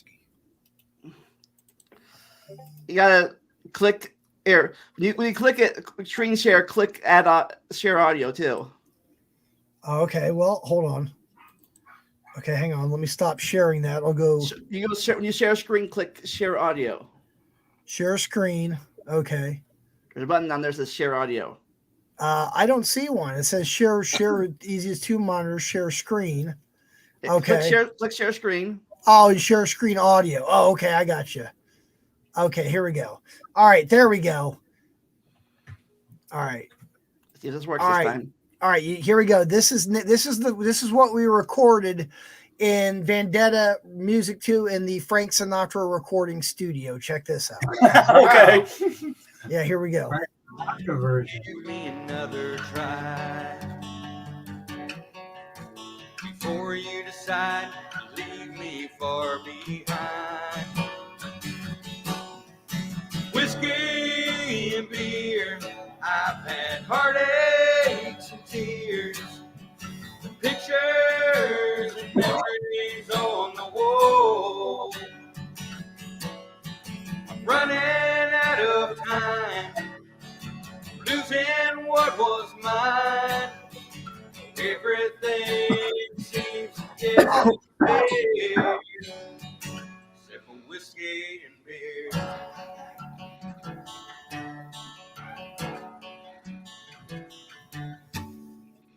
Well, I lay there on the bed last night, listening to the rain, holding a wedding picture, dealing with the pain, thinking of the memories as tears fill my eyes. Another shot of whiskey, another sleepless night. Whiskey and beer, I've had heartaches and tears, pictures and memories on the wall. I'm running out of time, losing what was mine. Everything seems to disappear. Everything seems to disappear, except for whiskey and beer.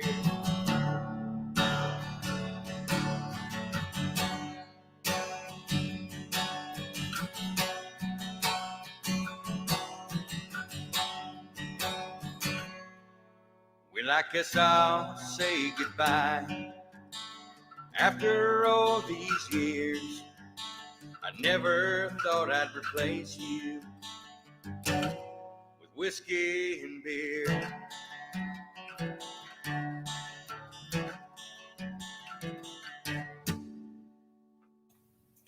Oh, wait a minute. This is freaking hilarious. Hey, our buddy Smash. I see it. I was like, oh shit, there he is. Cirrhosis Anthem. Oh, I love it, Smash. Someone who understands it. Yeah, so we did that. Hey, how you doing, Smash? Cirrhosis Anthem. Yeah, he just texted. He joined. He just left a comment. That's awesome. Yeah, I see that. I was waiting to see if he would jump in when I was on today because I told you earlier, I've been trying to get the show off the ground for us, as a reunion. Sure. To reminisce about the old days. Man, oh come on. But anyway, yeah, we really like to get out there to Smash. I like to see we get on the podcast on the Flaming Axe as a reunion and everything, and bring this old stuff back we used to do. Miss you out there, buddy. I think that's gonna happen. Come on, Smash. Let's show them how barbecue's all about. So here we go. Here we go then. Let's go on the record. Smash Adam, since I know you're watching right now, I need a yes or a no answer. Will you do the Flaming Axe finale with Preston Gosa? Oh, he's at the press. Oh, well, okay. You said right. So is right on. So I guess I'm taking that as a yes. Then that is a confirmed commit. You to it, buddy. Bring your microphone, guitar, and your barbecue. There you go. There you go. It's official. Hell yeah, that's what I'm talking about. We're gonna get you on the air, buddy. So we just gotta make it work. And hope everything's right at the hospital with your girlfriend and whoever's getting sick. I hope everything's going all right there, buddy. Sorry to hear that. Like I said, I know you wasn't on the show earlier commenting, but I kind of been reading some backtrack to the history. I heard you had a rough time too. I hope you pull through, and I hope everything goes well with your girlfriend and everything.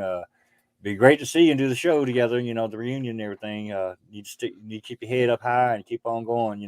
Right. Music's what keeps us together and keep us rolling. So, hell yeah! All right, now you two up there. Something I ask every artist I have on the show, band members. Have you guys written a Christmas song? I have. Christmas song. I have. Come on. Everyone, I got it right. It's not the season, but I don't like him until December. But I got a Christmas song. When it's December, I like him. Not before or after. But that's called an anytime song for you because you get, society has gotten so bad where it's not even Christmas, so to speak, anymore. They call it what's the word out there? Look, they call it nowadays. I don't know what it is. Is this me personally? But I hate Christmas music in October before Halloween. I'm like, give the other holidays some time, guys. Like, let some Halloween and Thanksgiving have their day. I think Christmas music should not start until Black Friday. Yeah, Black Friday. It ain't Black Friday no more because they'll be hollering for Black Friday. Well, okay, fine. Let's hold Christmas music back until Cyber Monday. I get. But one thing I guess not more. I guess the one positive thing about the pandemic thing is there's no. They fix it by now, but there's no more rushing death throes in the stores now. All this distancing now. Yeah. That's the weirdest thing to see them fighting. No more killing each other for a new pot. Yeah, exactly. I've been in the stores ever since they started that Black Friday crap, and you'll see me there drag out fights. I'm like, come on, seriously? Is it really worth that? Oh, they're like, I'm getting my baby the Barbie mansion. Yeah, it's just wild. Everybody coming to blows. Lamont and I got some experience with something similar to that. Lamont and I had some experience with something similar on the same magnitude. You ready? We worked at McDonald's during the 90s, and they had a little something called Beanie Babies. Yeah. Oh my God, that was the stupidest crap I ever saw. I'm sitting behind the counter just trying to do my job, and this fat lady wearing a muumuu and curlers comes running across. You stole my squirrel, you bitch! And she clocks the other lady. They actually thought that they were going to make money off of Happy Meal toys. I'm like, how freaking retarded do you have? I love that it was like, I want this toy and that toy. We don't have this toy. Like, damn it, next toy. If you look on eBay, now that you say that, Brad, if you look on eBay, some of those doggone Beanie Baby toys from McDonald's went up to $200s of dollars. You would not believe it. After all that pandemic came out. Yeah, I'm serious. Well, hey, Brad. Still, I think it's a fiat currency. It's not. Yeah. Okay, Brad, go back in time, put some in your pocket when you're there, and then bring it back to the future. Oh yeah, there you go. Oh my God, McDonald's was a hard job. That's not an easy job. Anyone that can last as long as like some other people I know that do it, it's not an easy job. The managers walk around; they love to screw with you. You've been working like on the grill all damn day, and you're exhausted, and you just want to cool off because the grill's 1,000 damn degrees, and you just want to get a soda. And they're like, "If there's time to lean, there's time to clean." They still say that. Oh yeah, all the time, all the time. Hey, that's like, my stainless steel is not shiny enough. Get it back there. So Brad, what's anything coming up on your channel, Flaming Access, next week? Any guests coming up? I am looking at booking some guests, but it looks like we've got confirmation as of tonight for the grand finale. We're going to have a Strange Parallel reunion. Yay! Maybe we'll hear some Music of the Gods and Pretty Please Kill Me with both you guys. Oh God. That's what bringing back some old times, Brad. Some old times there, buddy. That was the good stuff. Pretty Please Kill Me was great. Oh yeah, there was also another track, and I know if Smash is watching right now, I never will forget the first Don't time throw away my kisses, dude. We ever played it, and actually I think we recorded it. Was the one after his mother passed away. God rest her soul, Smash. I'm not talking bad about her or anything. But you and I, we've done a song. We played it for the first time ever sitting down in your house in Mississippi. And you looked over at me when I put the first time ever playing drum tracks to it. You looked at me and was like, couldn't have done it any better than you ever can. And I can't remember the name of the song. You know what I'm talking about, Smash, but it's the one you have a right after your mother that passed away. Smash, we have a request. Whatever PJ just said, we're playing it live. So get your guitar tuned up and get better. All right, Brad. before we go, Brad, you want to tell the people about these 3 things?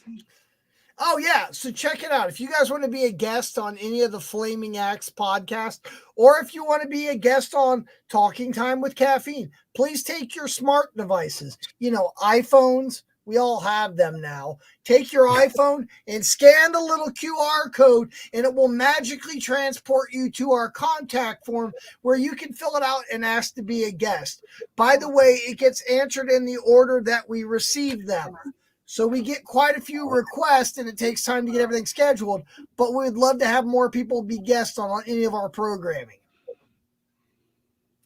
This one is, if you'd like to donate to help make our channel, to make the graphics better, to make the programming better, to make the backdrops better. Yeah, it takes money to do this. We're doing this with our own money, and we're all poor. So why don't you donate? I think it would be a good thing. And finally, I hear you there. And finally, if you don't want to donate monetarily, you can donate by buying something off of our Amazon wish list right here. If you scan this QR code, it'll take you to our Amazon wish list, and you can have this stuff shipped to our house. That way, you don't have to give us cash. You can just give us equipment. We would be equally as happy. There you go. Yes. Like drumsticks. There you go. You can always use drumsticks. Hell yes. Can never have enough. Cameras. Oh, Brad, I just bought my that's 6 drum kit, I think now. Yeah. You have your 6th drum kit? Wow. Yeah, I got one in Asheville storage, one I play on here currently, another one I just bought. One in Georgia. Wow. I know that habit. It's a Coke habit. That's all I know. Right. Well, real fast before we go. Next week on my show, if you're into flowers, we're going to be talking about how the flowers came about, and about how the bees pollinate them. If you're into nature and you like pollinate, you want to learn how pollinate their things and how the flowers came about. Check it out if you're a science buff. I got one here. Sounds like Some a plan. science buffs for me more than I'll big. join. So I got your number one commentator right here, already ready to go. I'll see how the bees see pollinate into it. and stuff. Yeah, how we went from pollinating. How we went from next week. We're talking about how we went from the wind, everything, helping we got lucky, to how bees go from flower to flower, like more in a more controlled environment. There you go. The pollen. So next week. So their little penises come out. coming up, the kick off and the bee off all next week. There we All go. right. So Lamont, what do you Smash. like to close with? Guys, hang on. Lamont, what do you like to close with? I have a catchphrase, but I'll let you guys say your catchphrases first. Well, I'll do me real quick. Hold on. Yeah, make rock great again. Keep on rocking in the free world, and above all, support local music. Yeah, brother. Make rock great again. So you two, PJ, Jamie, you guys have a catchphrase that you like to say? Oh, good Lord. All I can think of is may all just down between the sheets, and Oh, don't blame it rock. after me. Bring the rock on. And Smash, I'll see you next week, buddy. All right, and with that, we will solo the layout here to Lamont. Lamont, will you give our wonderful viewers some parting wisdom? All right. As I always say, never stop learning and enjoy the randomness. I'll see y'all next time. Bye.